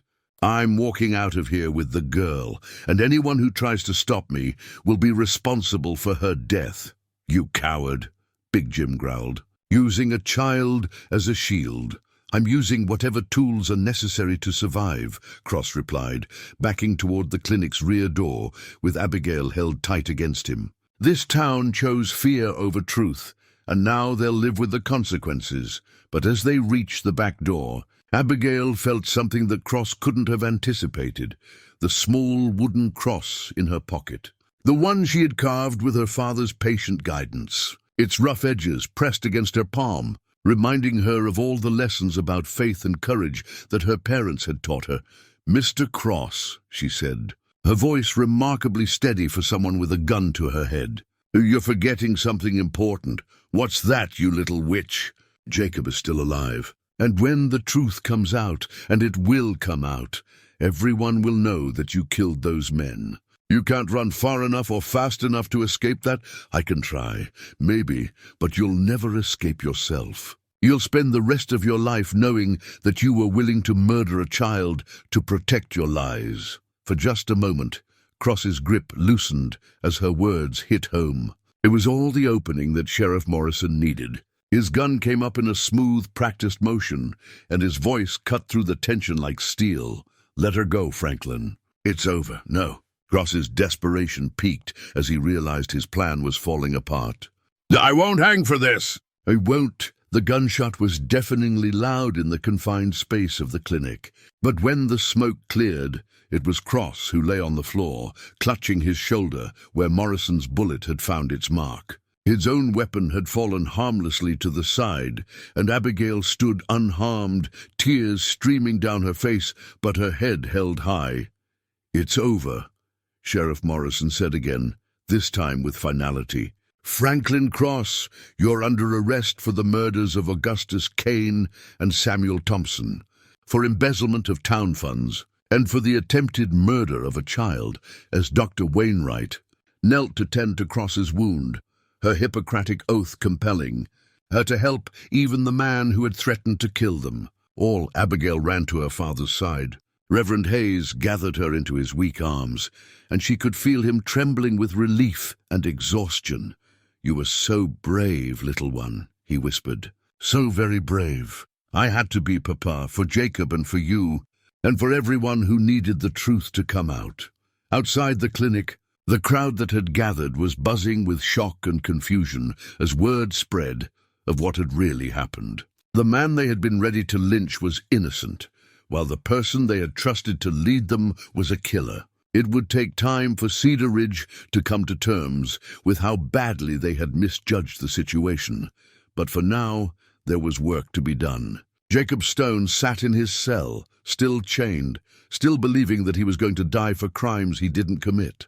And somewhere in the gathering darkness, the real truth of what had happened in Cedar Ridge was finally ready to see the light. Foster, his part in the deception finally exposed, sat in the corner of the clinic with his head in his hands. I never wanted anyone to die, he kept repeating. I just needed the money. I never wanted anyone to die, but someone almost did, Big Jim said grimly. And it would have been the wrong man. As they prepared to transport the wounded Cross to the jail and release Jacob from his chains, Abigail felt a deep weariness settle over her. She had fought for the truth and won, but the cost had been higher than she had imagined. Her faith in the goodness of people had been shaken by seeing how easily fear could turn neighbors against each other. Yet, as she looked around the clinic at the faces of people who had ultimately chosen justice over fear, Sheriff Morrison, Dr. Wainwright, Otto Schmidt, even Big Jim Calloway, she felt that faith beginning to restore itself. The truth had prevailed, but only because there were still people willing to stand up for it when it mattered most. Soon, Jacob Stone would walk free. Soon, her father could rest easy knowing that the man who had saved his life was safe. And soon, Cedar Ridge could begin the long process of healing from the wounds that fear and deception had inflicted. But first, there was one more conversation that needed to happen between a little girl who had risked everything for justice and the gentle giant whose life she had fought so hard to save. The sun was setting over Cedar Ridge as Sheriff Morrison led a small group toward the jail. Mayor Cross walking ahead of them, with his wounded shoulder bandaged and his hands shackled, with the same iron restraints that had been forged for Jacob Stone. The irony was not lost on anyone present, least of all Abigail, who walked beside her father as he leaned heavily on his walking stick. Word of Cross's arrest had spread through the town like wildfire, but not everyone was ready to accept the truth. Small clusters of people lined the streets, their faces showing confusion, anger, and in some cases, a stubborn refusal to believe that their elected leader could be a killer. Change, Abigail was learning, came slowly to people who had invested so much of their fear and hatred in a convenient target. "This is all wrong," she heard Mrs. Patterson whisper to another woman. "The mayor's a good Christian man. That girl's been bewitched by the monster." But other voices were beginning to rise in Jacob's defense. Otto Schmidt had spent the afternoon showing people the blood-stained cloth he'd found, and Dr. Wainwright had been explaining the medical evidence that pointed to Cross's guilt. Slowly, painfully, the truth was taking root in the community's consciousness. The jail was quieter than it had been in months. No crowds calling for blood, no speeches about justice and safety. Just the soft sound of Sheriff Morrison's keys as he unlocked the door to the cells where Jacob Stone had spent the last 3 months waiting to die. Jacob was sitting on his cot when they entered, his massive frame somehow managing to look small in the confines of the stone-walled cell. He looked up as they approached, and Abigail could see that he had heard something of the commotion outside, but didn't dare hope it meant anything for him. "Jacob Stone," Sheriff Morrison said formally, "producing a different set of keys. By the authority vested in me as Sheriff of Cedar Ridge, I hereby release you from custody. All charges against you have been dropped." For a moment, Jacob simply stared at them, as if the words were in a foreign language he couldn't quite understand. Then his eyes found Abigail's face, and she saw the exact moment when hope and disbelief collided in his expression. "I don't understand," he said, his voice hoarse with emotion. "What's happened?" "The truth came out," Abigail said simply, stepping closer to the bars. "Mayor Cross killed those men, not you. And everyone knows it now." Morrison unlocked the shackles that had bound Jacob's hands and feet for so long, the iron restraints falling to the stone floor with a sound like distant thunder. Jacob rubbed his wrists where the metal had chafed, staring at his freed hands as if they belonged to someone else. "How?" he asked. "How did you prove it?" "We had help," Abigail replied, glancing at her father, who was watching the reunion with tears in his eyes. "Papa remembered you, and Dr. Wainwright found evidence that didn't match, and Mr. Schmidt found cloth from Cross's vest at the crime scene. But mostly, we had the truth on our side, and that was stronger than their lies."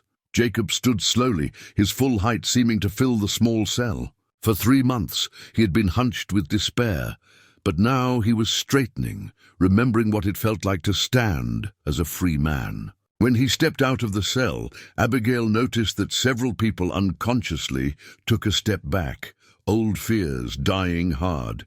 But she moved closer. "Unafraid, Jacob Stone," Reverend Hayes said, his weak voice carrying clearly in the stone chamber. "I owe you a debt I can never repay. You saved my life once, and now my daughter has saved yours. Perhaps that's how God intended it to be." Jacob knelt down so that he was at eye level with Abigail, his weathered face showing emotions too deep for words. "Little one, what you've done, the courage you've shown, I don't know how to thank you." "You don't have to thank me," she replied, reaching into her pocket and pulling out the small wooden cross she had carved months ago. "You just have to promise me that you won't disappear back into the mountains. This town needs to learn that they were wrong about you, and you need to learn that not all people are cruel or stupid." Jacob took the wooden cross in his massive hands, turning it over with the same gentle care he had shown his wife's locket. "You made this?" "Papa taught me. He said that carving wood teaches patience and helps you think about important things. Your papa was right." Jacob closed his fingers around the cross. "And you're right, too. I can't run back to the wilderness and pretend that none of this happened." Sheriff Morrison cleared his throat, drawing their attention. "Jacob, there's something else you need to know. Cross didn't just kill Augustus Kane. There was another man, Samuel Thompson, about 6 months ago. Cross made it look like an accident, but Foster confessed that it was murder." Jacob's expression darkened. "How many more would have died if this had continued?" "As many as it took to protect his secrets," Morrison replied grimly. "You were just the most convenient scapegoat. If it hadn't been you, he would have found someone else to blame." They made their way back to the front of the jail, where a small crowd had gathered despite the late hour. Some faces showed hostility and suspicion, people who weren't ready to let go of their fears. But others showed curiosity and even shame as they looked at the man they had been ready to hang. Dr. Wainwright stepped forward from the group, her medical bag in her hand. "Mr. Stone, I'd like to examine that old wolf bite, make sure it's healing properly. And I owe you an apology for not speaking up sooner about the inconsistencies in the evidence." "You spoke up when it mattered," Jacob replied. "That's what counts." As Dr. Wainwright led Jacob aside to check his wounds, Abigail noticed her father swaying slightly on his feet. The excitement and exertion of the day had taken a tremendous toll on his failing body, and she could see that he was fighting to stay conscious. "Papa, you need to rest," she said, moving to support him. "In a moment, little one. There's something I need to do first." To her surprise, her father made his way over to where Foster sat on a bench outside the jail, his head still in his hands. The false preacher looked up as Michael Hayes approached, his face showing the guilt and shame of a man who had nearly helped innocent people die. "Son," her father said gently, "what's your real name?" "William Foster." "I really am a preacher, Reverend Hayes. Or I was, before I lost my faith and started making terrible choices." "Faith isn't something you lose, William. It's something you set aside, usually when life becomes too difficult to bear alone." Michael Hayes sat down beside the younger man, his breathing labored but his voice steady. "What brought you to this place?" Foster was quiet for a long moment, then began speaking in a voice barely above a whisper. "My wife died in childbirth 2 years ago. Lost the baby too. I couldn't understand how God could let such things happen to good people, so I stopped preaching and started drifting. Cross found me in a saloon in Dodge City, offered me money to come here and play a part in his scheme. And now I've helped nearly hang an innocent man and threatened a child. I don't think there's forgiveness for someone like me." Michael Hayes was quiet for a moment, then reached into his coat and pulled out his old Bible. "William, I want you to have this. Inside the front cover, you'll find the names of everyone I've married, baptized, and buried in 30 years of ministry. Some were saints, some were sinners, but all of them were children of God who deserved compassion." Foster stared at the Bible as if it were a poisonous snake. "I can't take this, not after what I've done, especially after what you've done. The people who need forgiveness most are the ones who think they don't deserve it." As her father continued counseling the broken man, Abigail turned her attention back to Jacob, who had finished with Dr. Wainwright and was standing somewhat awkwardly in the gathering darkness. Several townspeople were approaching him, some to apologize, others simply to stare at the man who had become a legend in their community. Otto Schmidt was the first to extend his hand. "Mr. Stone, I forged the chains that held you, and I'm not proud of it. If there's anything I can do to make amends—" "You helped prove my innocence," Jacob replied, shaking the blacksmith's massive hand.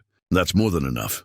Big Jim Calloway was next, his cavalry bearing evident in his straight-backed approach. "I led patrols looking for your accomplices, sir.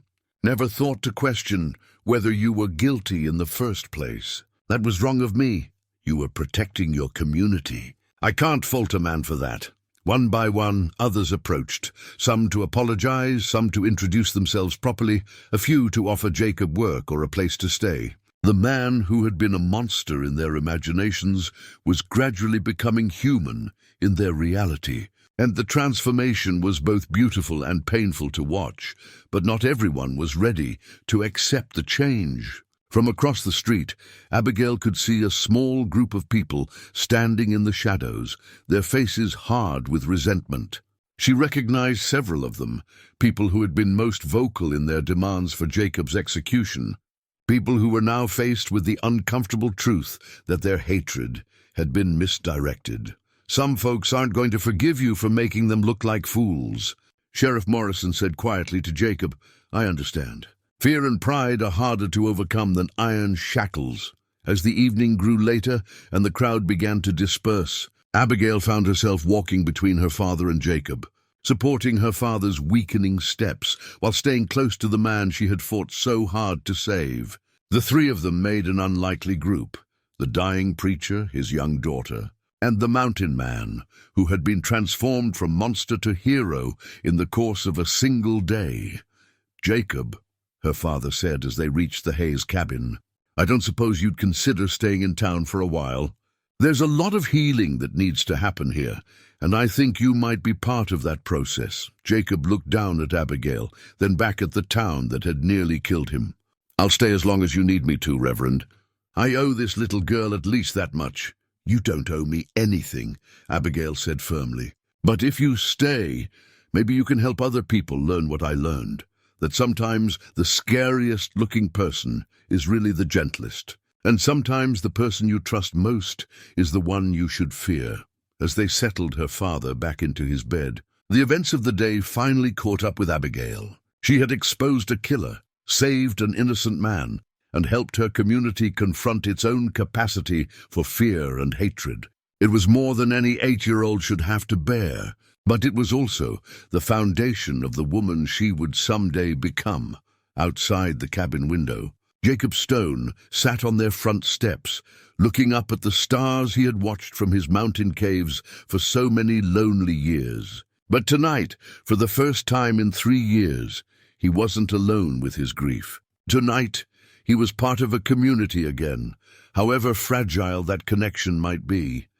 The truth had set him free, but it had done more than that. It had given a little girl the chance to prove that courage and compassion could triumph over fear and prejudice, and it had given a town the opportunity to confront the darkness within itself and choose a different path forward. Whether they would take that opportunity remained to be seen. But as Abigail drifted off to sleep, holding her father's hand and listening to Jacob's quiet voice through the window as he spoke softly to himself in the darkness, she felt something she hadn't experienced in months: hope for tomorrow. Dawn broke grey and somber over Cedar Ridge, the kind of morning that seemed to hold its breath while the world decided what kind of day it wanted to become. In the Hayes cabin, Abigail woke to find her father's condition had taken a sharp turn during the night. His breathing was shallow and labored, and when she touched his forehead, his skin felt like parchment left too long in the sun. Dr. Wainwright arrived within minutes of being summoned, her medical bag heavier than usual with the knowledge of what she would likely find. After a thorough examination, she drew Abigail aside, her kind eyes holding the weight of difficult truths. "Your father is dying, child." The excitement of yesterday, the strain of standing up for what was right, it took the last of his strength. Her voice was gentle but unflinching. "I'd say he has perhaps a day, maybe two at most." Abigail nodded, her 8-year-old wisdom accepting what many adults would have refused to hear. "Will he be in pain?" "I can give him something for that." "But Abigail, there's something else you need to know. Word came in early this morning. Territorial Marshals are riding in from the capital to investigate the whole situation. They'll want to question everyone involved, including you. When will they arrive?" "This afternoon, most likely." "They'll want to interview Jacob, examine the evidence, probably take Foster back with them for trial." Dr. Wainwright paused, studying Abigail's face. "They'll also want to hear your story, how you uncovered the truth. You may have to testify at Cross's trial." The thought should have frightened her, but Abigail found herself feeling strangely calm. She had told the truth so many times in the past few days that it had become as natural as breathing. "I'll tell them exactly what happened. I know you will. But there's something else troubling me." The doctor glanced toward the window, where they could see people moving about their morning business in the streets beyond. "Not everyone in town is happy about yesterday's revelations. There are folks who invested so much hatred in Jacob Stone that they can't let go of it, even with proof of his innocence." As if summoned by her words, the sound of raised voices drifted through the morning air. Abigail moved to the window and saw a small crowd gathered near the jail, their body language suggesting anger rather than curiosity. At the center of the group stood Jeremiah Pike, a rancher known for his quick temper and quicker fists. "That's what I was afraid of," Dr. Wainwright murmured, joining her at the window. "Some people would rather believe in a comforting lie than face an uncomfortable truth." They watched as Sheriff Morrison emerged from the jail, his stance alert and ready for trouble. Jacob appeared behind him, and even at a distance, Abigail could see the tension in his massive frame. He had faced death with resignation, but now he was facing something potentially worse: the hatred of people who refused to accept his innocence. "I should go help them," Abigail said, starting toward the door. "No," Dr. Wainwright's firm hand stopped her. "Your father needs you here, and there's nothing a child can do in a situation like that except get hurt." But even as she spoke, they could see the crowd growing larger. More people were joining Pike's group, not the majority of the town, but enough to cause serious trouble. Some carried farming tools that could easily become weapons, and their voices were rising with the kind of mob anger that could turn deadly in moments.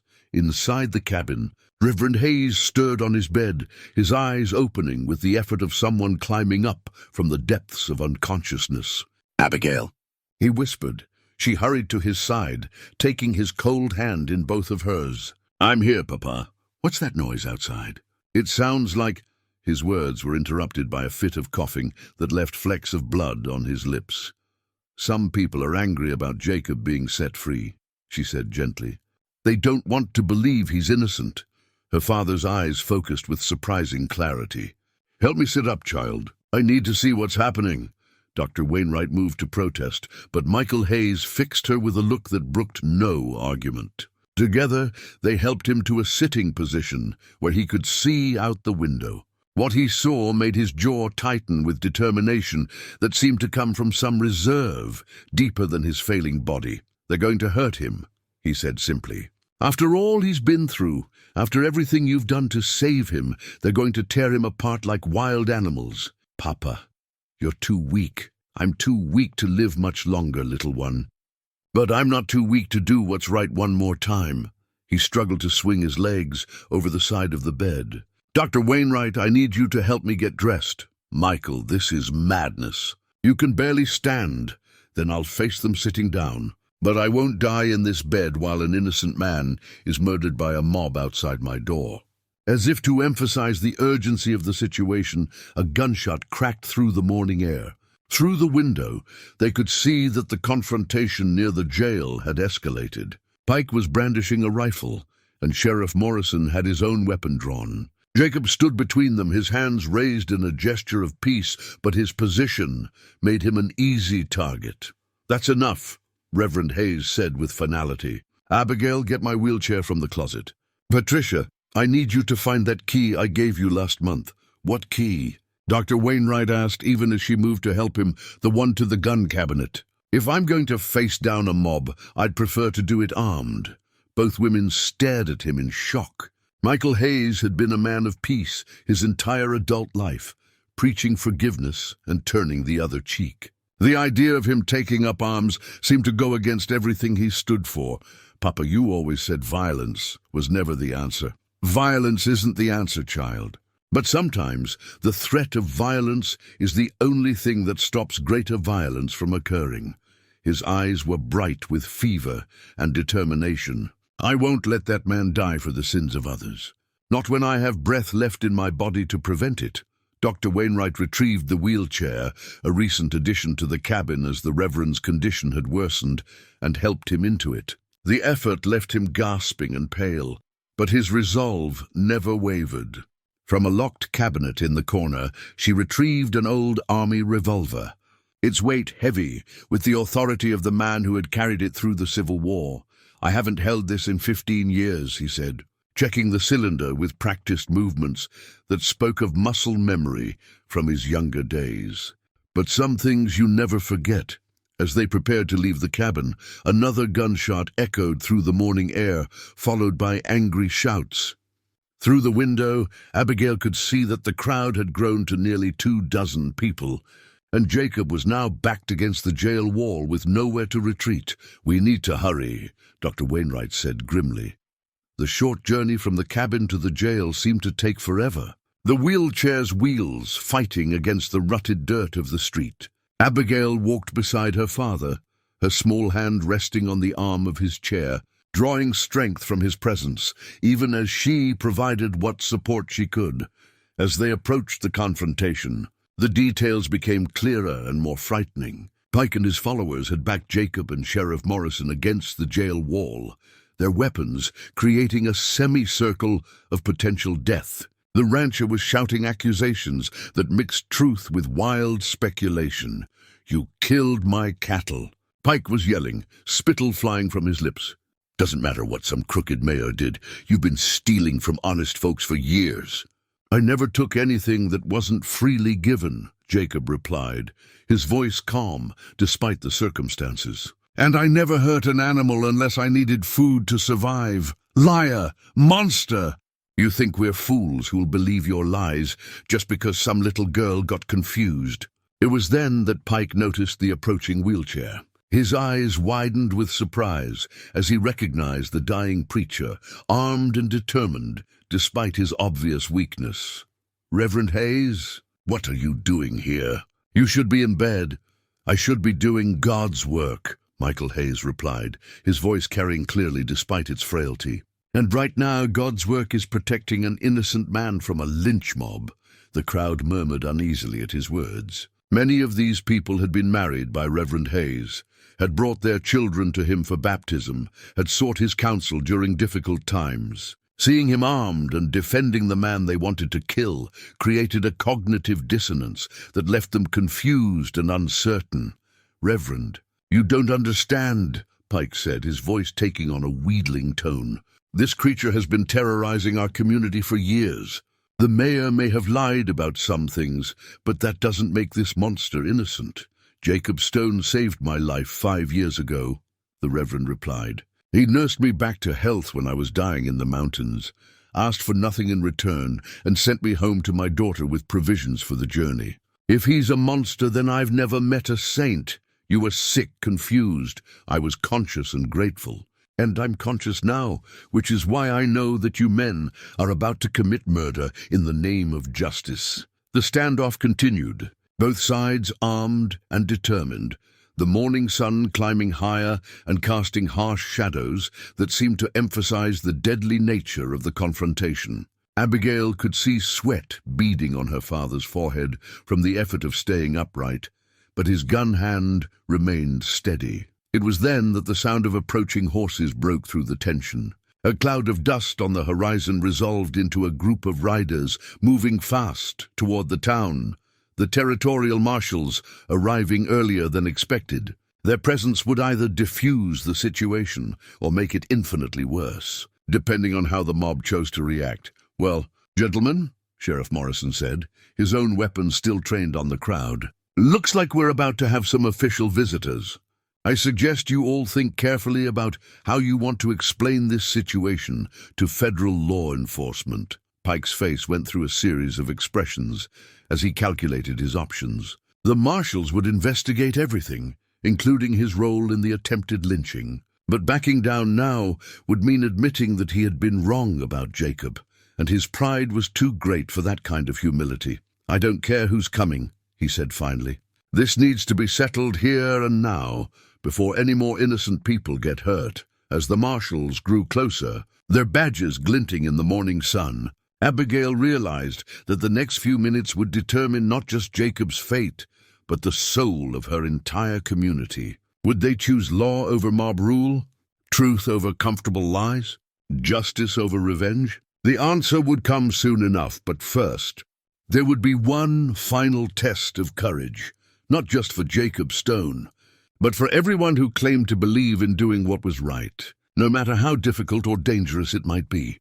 The territorial marshals rode into Cedar Ridge like figures from a fever dream, their horses lathered with sweat and their faces grim with the authority of federal law.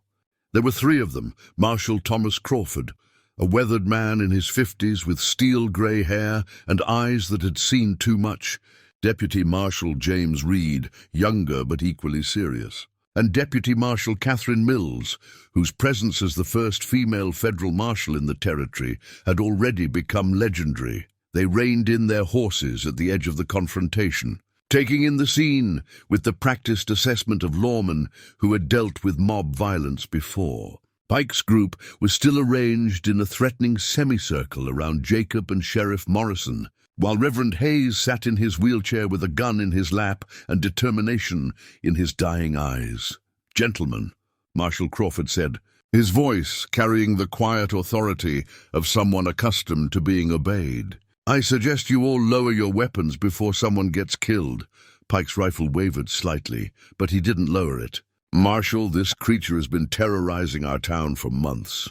We caught him red-handed with a murdered man's belongings, and now they're trying to let him go free." "That's interesting," Crawford replied, dismounting from his horse with deliberate calm, "because the telegrams I received suggest that Mayor Franklin Cross confessed to the murders before attempting to kill a child. Cross was coerced. The little girl bewitched him somehow." "Mr. Pike," Deputy Marshal Mills interrupted, her voice carrying a sharp edge that cut through his protests, "you're suggesting that an 8-year-old child used supernatural powers to force a grown man to confess to crimes he didn't commit." The absurdity of the statement, spoken aloud by a federal marshal, seemed to deflate some of the tension in Pike's group.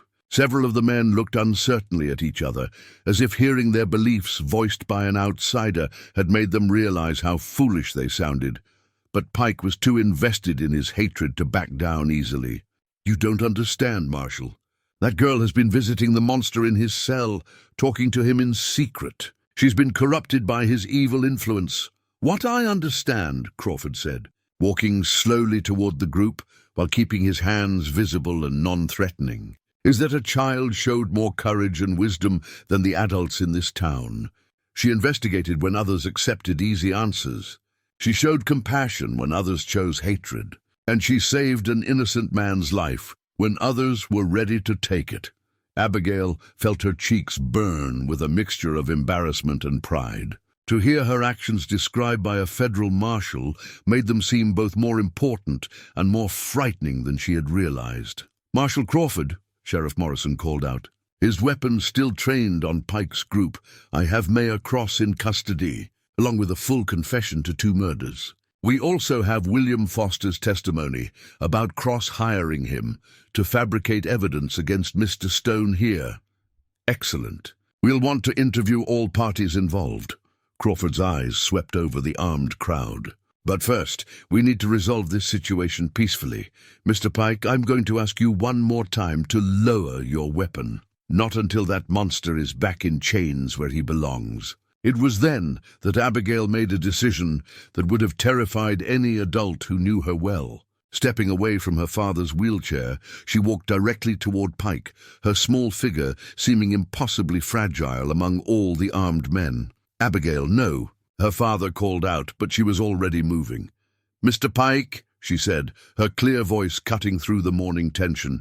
"You're scared. I understand that. Everyone's been scared for months, and it's easier to stay scared of Jacob than to admit we were wrong." Pike's rifle swung toward her, and for a moment the entire scene balanced on the edge of tragedy. "Stay back, you little witch." "I'm not a witch, Mr. Pike. I'm just a little girl who didn't want an innocent man to die." She stopped just outside the range of his weapon, close enough to be heard clearly, but far enough away to avoid being grabbed. "You lost cattle and you want someone to blame. But Jacob didn't take them. How do you know that?" "Because I asked him. And because when someone lies to you, you can usually tell if you really listen. Jacob never lied to me, not once." Marshal Crawford watched this exchange with fascination and growing respect. He had seen grown men break under less pressure than this child was facing. Yet she stood her ground with a composure that would have done credit to a seasoned negotiator. "Even if he didn't kill those men," Pike said, his voice wavering slightly, "he's still a dangerous wild man. Look at the size of him." "Mr. Pike," Jacob spoke for the first time since the Marshals had arrived, his deep voice gentle and measured. "I know I look frightening to you. I've been living rough in the mountains for 3 years, and I haven't taken much care with my appearance. But I've never harmed a person who didn't threaten me first, and I've never taken anything that wasn't given freely. What about my cattle?" "What about them specifically?" "Tell me what you think I did, and I'll tell you the truth." Pike blinked, clearly not having expected to be asked for details. "Well, they disappeared. 3 head over the past year." "When? From where?" The rancher looked uncomfortable under Jacob's steady gaze. "Different times. The south pasture, mostly. The south pasture borders Miller Creek, doesn't it? Where the bank has been eroding all spring."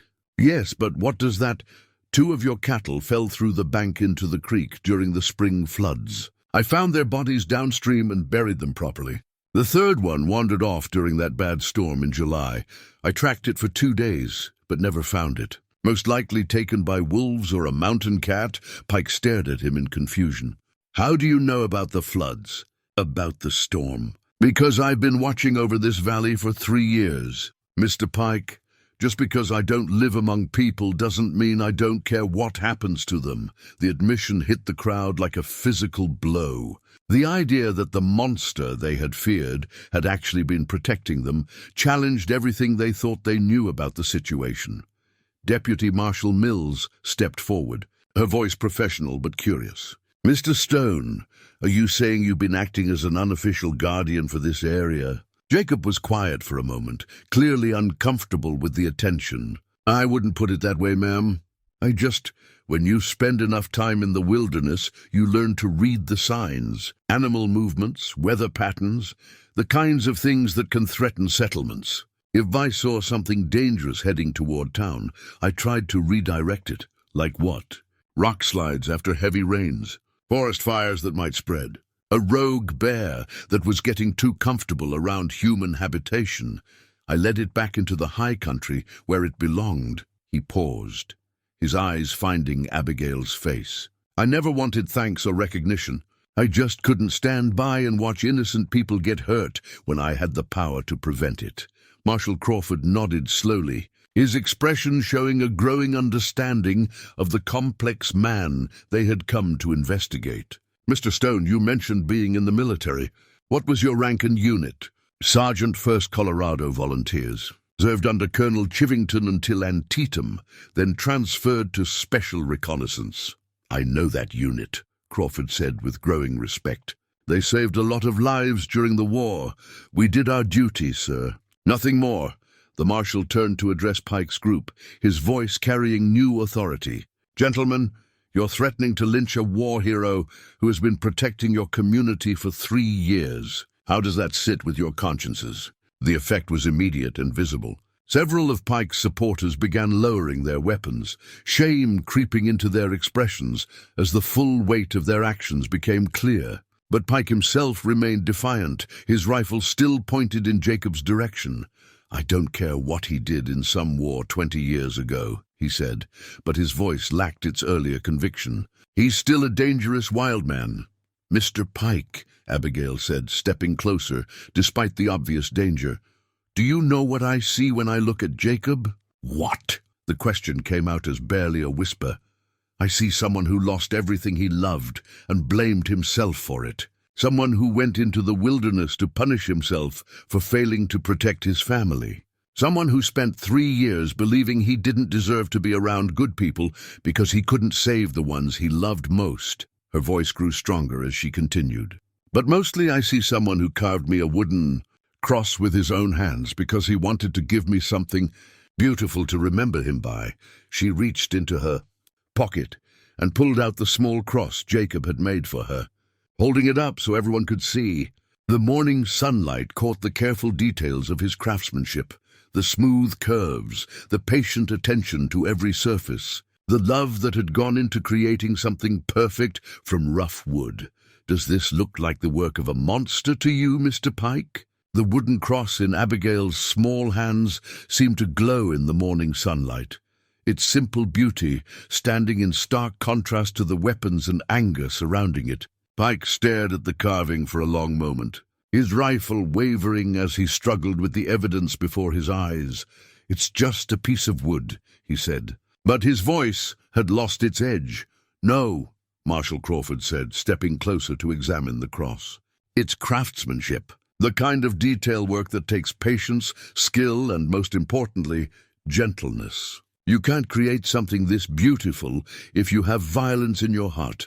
Deputy Marshal Mills moved to flank Pike's group, her hand resting casually on her sidearm. "Mr. Pike, I'm going to need you to make a decision here. Either lower that rifle and allow us to conduct our investigation properly, or face federal charges for interfering with a lawful proceeding." The threat of federal prosecution seemed to penetrate Pike's anger in a way that moral arguments had not. He looked around at his supporters, seeing doubt creeping into their faces as the Marshal's presence made the situation real in a way it hadn't been before. But even as Pike hesitated, a new voice cut through the tension from an unexpected direction. "Jeremiah Pike, you put that gun down this instant." Everyone turned to see a small, elderly woman marching toward them with the determined stride of someone accustomed to being obeyed.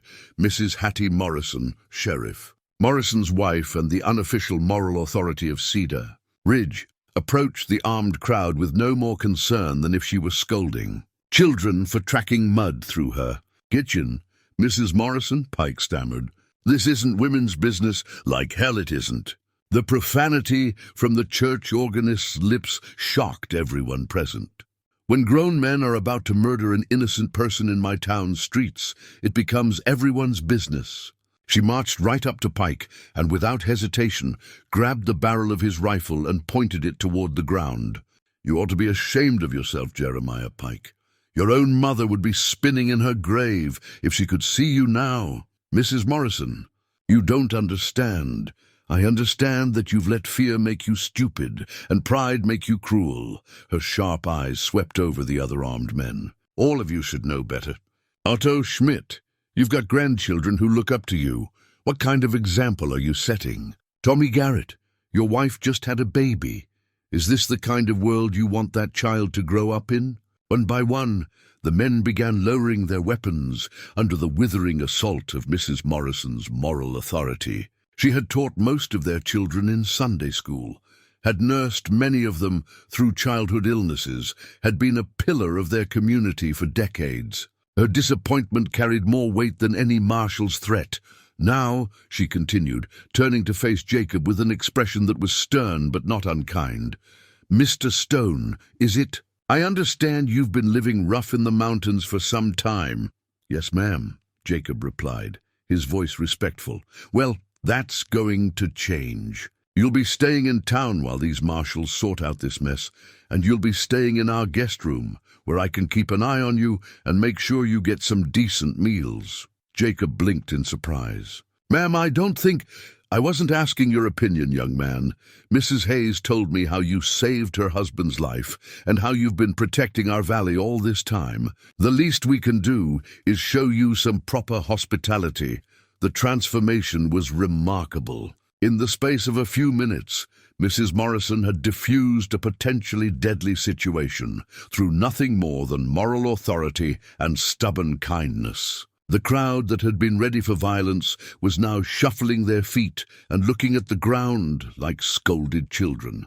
Marshal Crawford watched this display with obvious admiration. "Mrs. Morrison, I don't suppose you'd consider a career in federal law enforcement."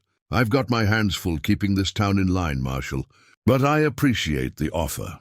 With the immediate crisis resolved, the Marshals began the process of taking statements and gathering evidence. Pike's group dispersed quietly, many of the men stopping to offer awkward apologies to Jacob before heading home. The spectacle they had hoped to create had turned into a public embarrassment that would follow them for years. But even as the situation calmed, Abigail noticed that her father had grown pale and weak in his wheelchair. The effort of confronting the mob had taken the last of his strength, and she could see him struggling to stay conscious. "Papa," she said softly, moving to his side.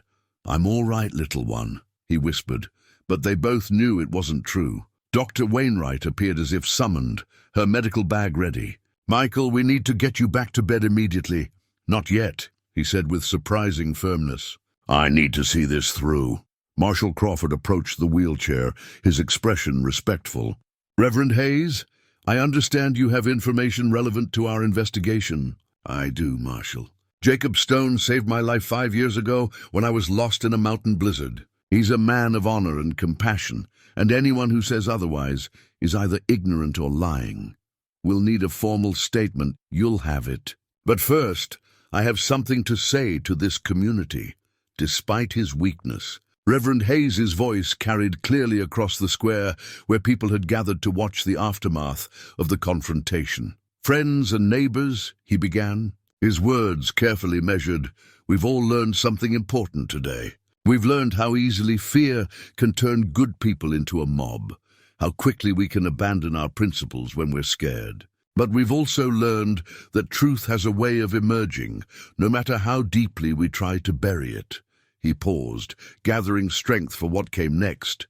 "Jacob Stone is not the monster we thought he was. He's a grieving father who lost his family and blamed himself for their deaths. He's a war veteran who served his country with honor. He's a guardian who protected our valley for 3 years without asking for thanks or recognition.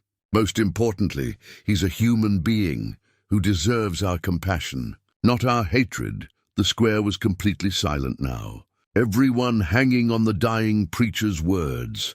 But this story isn't really about Jacob Stone. It's about us, about what kind of people we choose to be when fear tells us to abandon our values. It's about whether we have the courage to admit when we're wrong, the wisdom to look beyond appearances, and the strength to choose love over hatred even when love is harder. His eyes found Abigail's face, and she saw infinite love and pride there. "My daughter showed us that an 8-year-old child can have more courage than a room full of adults. She showed us that sometimes the smallest person in the room can cast the biggest shadow. She showed us that truth doesn't depend on age or size or strength. It depends on the willingness to stand up for what's right, no matter the cost." As he finished speaking, Reverend Hayes slumped in his wheelchair, the effort having drained what little remained of his strength. Dr. Wainwright immediately moved to help him, while Abigail took his cold hand in both of hers. "We need to get you home now." "Papa?" she said gently. "Yes," he whispered, his voice so faint she had to lean close to hear it. "Home." As they prepared to transport him back to the cabin, Jacob Stone approached the wheelchair. The mountain man knelt beside the dying preacher, his massive frame dwarfed by the humility in his posture. "Reverend Hayes," he said softly, "I want you to know that your daughter saved more than just my life. She saved my soul. She reminded me that I'm still human, still capable of love and hope and connection with other people." Michael Hayes smiled, the expression transforming his gaunt features. "She has that effect on people. Always has, ever since she was tiny. She sees the best in everyone, even when they can't see it themselves. I promise you," Jacob continued, "I'll watch over her as long as she needs me to. I'll be the father figure she deserves, and I'll make sure she never forgets how proud you are of her. I know you will," the Reverend whispered. "You're a good man, Jacob Stone. Don't let anyone, including yourself, tell you otherwise." As they wheeled him home through the streets of Cedar Ridge, Abigail walked beside her father, while Jacob followed behind, creating an unlikely family procession that would be remembered and talked about for generations to come.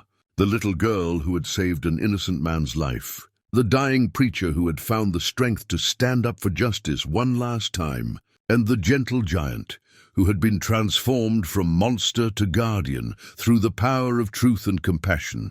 The climax of their story was ending not with violence or victory, but with the quiet recognition that sometimes the greatest triumphs come not from defeating our enemies, but from discovering that our enemies were never really our enemies at all. 2 weeks had passed since that confrontation in the town square, and Cedar Ridge had settled into a new rhythm, quieter than before, more thoughtful, like a community that had looked into a dark mirror and was still processing what it had seen there. The autumn air carried the scent of wood smoke and changing leaves, and there was something in the crisp morning light that spoke of endings and new beginnings. In the small cemetery behind the white church, a fresh grave bore a simple wooden headstone carved with loving hands. "Reverend Michael Hayes," it read. "Beloved Father, faithful servant, seeker of truth." Below that, in smaller letters, he taught us that courage comes in all sizes. Abigail Hayes stood beside the grave, her small hand resting on the wooden cross that Jacob had carved as a permanent marker, a replacement for the temporary headstone that would come later. She wasn't crying. The time for tears had passed 3 days ago, when her father had slipped away peacefully in his sleep, his hand in hers and Jacob's steady presence filling the cabin with quiet strength. "You did it, Papa," she whispered to the grave. "You lived long enough to see justice done, just like you promised you would." Jacob Stone stood a few feet behind her, giving her space for private grief, while remaining close enough to provide comfort if needed. In the 2 weeks since his release from jail, he had been transformed almost beyond recognition. Mrs. Morrison had been true to her word about decent meals and proper care. His hair was clean and trimmed, his beard neatly groomed, his clothes mended and presentable. But the real transformation went deeper than appearances. There was peace in his eyes now, and purpose in his bearing. The territorial marshals had concluded their investigation with efficiency and thoroughness that impressed even Sheriff Morrison. Franklin Cross would be transported to the territorial capital to await trial for murder, embezzlement, and attempted murder of a child, charges that would likely result in a lengthy prison sentence, if not worse. William Foster had been released with a stern warning and a recommendation that he seek proper counseling for his grief and guilt. More importantly, for the community's healing, the Marshals had conducted extensive interviews with townspeople, gathering testimony about Jacob's years of unofficial protection and the true nature of his character. Their official report, which would become part of territorial records, painted a picture of a man who had been grievously wronged by fear and prejudice. Miss Hayes, The voice belonged to Marshal Crawford, who approached with the careful respect due to a grieving child. "I wanted to speak with you before we leave town." Abigail turned to face him, her composure remarkable for someone so young who had endured so much. "Yes, Marshal. I wanted you to know that your testimony will be crucial in Mr. Cross's trial. You were instrumental in uncovering the truth, and the territorial court will want to hear your story directly." "I'll tell them whatever they need to know," she replied simply. Crawford nodded, his expression showing admiration that he didn't try to hide. "I've been a marshal for 15 years, Miss Hayes, and I've seen grown men with less courage than you've shown. Your community is fortunate to have you." "My community is fortunate to have Jacob too," she said, glancing back at the mountain man. "I hope they remember that. I think they will. Sometimes it takes a shock to make people see clearly, and this town has certainly had its shock." As the marshal walked away, Abigail turned back to her father's grave. The wooden cross that would mark his resting place forever was a masterpiece of Jacob's craftsmanship, not the rough carving of a grief-stricken hermit, but the careful work of an artisan who had poured love and respect into every cut of the blade. "He would have liked this," she said to Jacob. "He always appreciated beautiful things made by hand." "Your father was a remarkable man," Jacob replied, his deep voice gentle with memory. "He saw good in people, even when they couldn't see it in themselves. Like father, like daughter, they stood in comfortable silence for several minutes, each lost in their own thoughts and memories. Finally, Abigail spoke again. "Jacob, what happens now?" "The Marshals are leaving, and people are starting to go back to their normal lives. What do you do?" Jacob was quiet for a long moment, considering his answer carefully. "Well, Sheriff Morrison has offered me a deputy's position. Says the town could use someone who knows the wilderness and understands how to track dangerous men. Will you take it?" "I'm thinking about it. Mrs. Morrison has made it clear that I'm welcome to stay in their guest room as long as needed. And Dr. Wainwright says there's plenty of work for someone with my skills." Abigail smiled, the first genuine smile she had managed since her father's death. "I think you should stay. Not just because the town needs you, but because you need them too." "What do you mean?" "You've spent 3 years punishing yourself for something that wasn't your fault. Maybe it's time to start living again instead of just surviving." Jacob knelt beside her, so they were at eye level, his weathered hands clasping hers gently. "What about you, little one? You've been taking care of your father for so long. What will you do now that you're free to be a child again?" "I'm not sure I remember how to be just a child," she admitted. "But Mrs. Morrison says I can live with them until other arrangements are made. And Dr. Wainwright wants to teach me about medicine, says I have a natural instinct for healing. Your father would be proud." "I hope so. I want to help people the way you helped him, the way he helped others. I want to be someone who makes a difference." Jacob smiled, and the expression transformed his scarred features completely. "You already are, Abigail. You've made more difference in the past few weeks than most people make in a lifetime." As they prepared to leave the cemetery, Abigail noticed a small crowd gathered near the church. Word had spread that the Marshals were departing, and people had come to see them off. But more than that, they had come to see Jacob, some to offer final apologies, others to express gratitude for his years of protection. Still others simply to get a better look at the man who had been a legend in their community. Otto Schmidt stepped forward from the group, his massive frame somehow managing to look humble. "Mr. Stone, I wanted you to have this." He held out a small object wrapped in cloth. Jacob unwrapped it carefully, revealing a deputy's badge made of polished silver. The craftsmanship was exquisite, with Cedar Ridge Deputy Marshal engraved in careful script around the edges. "I made it myself," Otto said, his voice gruff with emotion. "Figured if you're going to help keep this town safe, you ought to have a proper badge. It's beautiful, Otto. Thank you." "Thank you, sir, for everything you did that we never knew about, and for forgiving us for what we tried to do to you, one by one." Other townspeople approached, some to shake Jacob's hand, others to offer work or assistance, a few to bring small gifts or tokens of apology. The process took nearly an hour, and by the end of it, Jacob looked overwhelmed by the outpouring of acceptance and gratitude, but perhaps the most moving moment came when Jeremiah Pike approached. Hat in hand and shame written clearly on his weathered face. "Mr. Stone," he said quietly, "I owe you an apology that words can't really cover.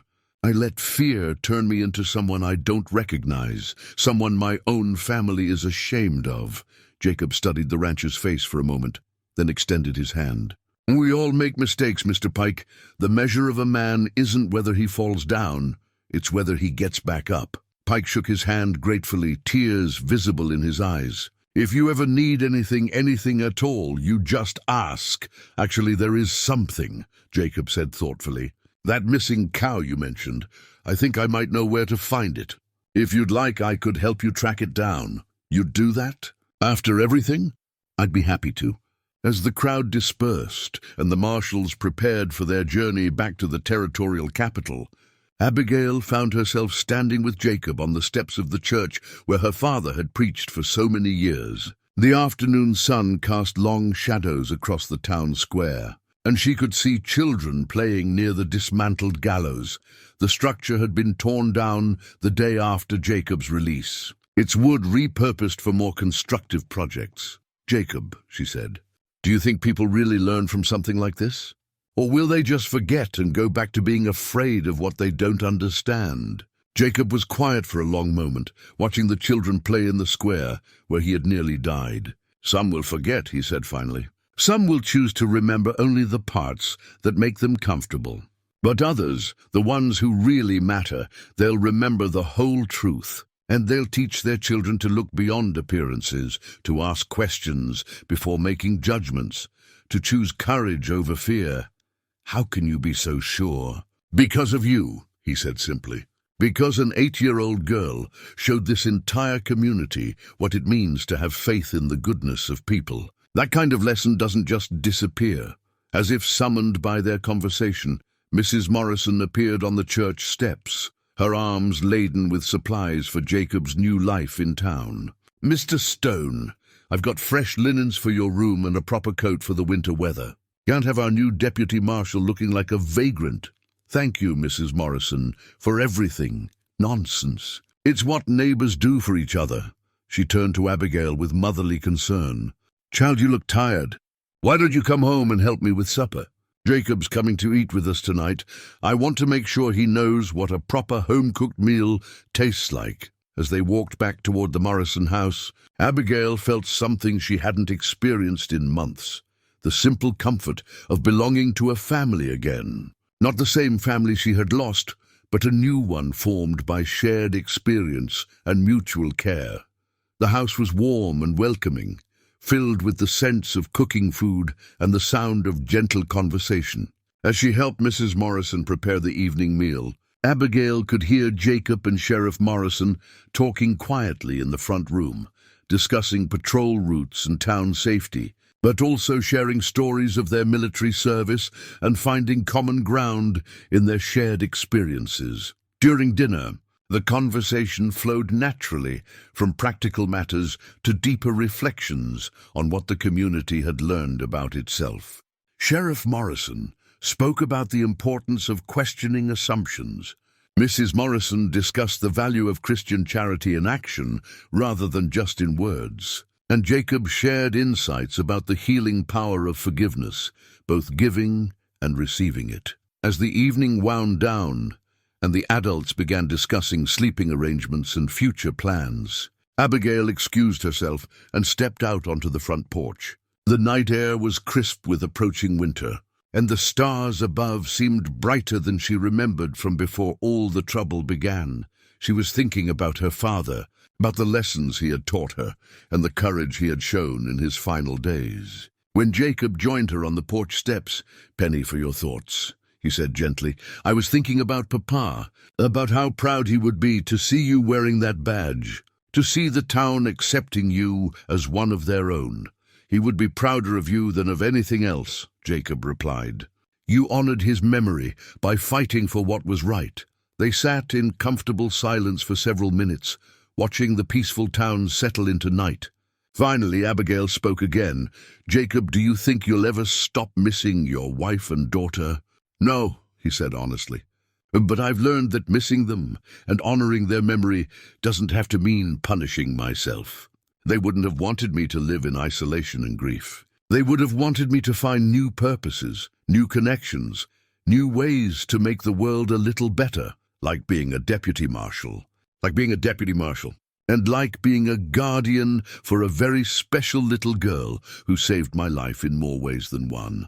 Abigail smiled and leaned against his shoulder, drawing comfort from his solid presence. "I think I'd like that very much." Above them, the stars wheeled in their ancient patterns, indifferent to human struggles, but somehow blessing them with their steady light. In the house behind them, Sheriff and Mrs. Morrison discussed the practical details of integrating a new family member into their household. In the town beyond, people slept more peacefully than they had in months, no longer haunted by fears of monsters in the darkness. And in the cemetery behind the church, a simple wooden cross marked the grave of a man who had lived to see justice done and love triumph over hatred. The inscription on that cross, carved by loving hands, would weather many seasons, but would never lose its truth. He taught us that courage comes in all sizes. The dangerous mountain man was dead, not the gentle giant who had been falsely accused, but the fearsome legend that had been born from ignorance and sustained by hatred. In its place stood Jacob Stone, deputy marshal and guardian, protector of the innocent and friend to those who needed one most.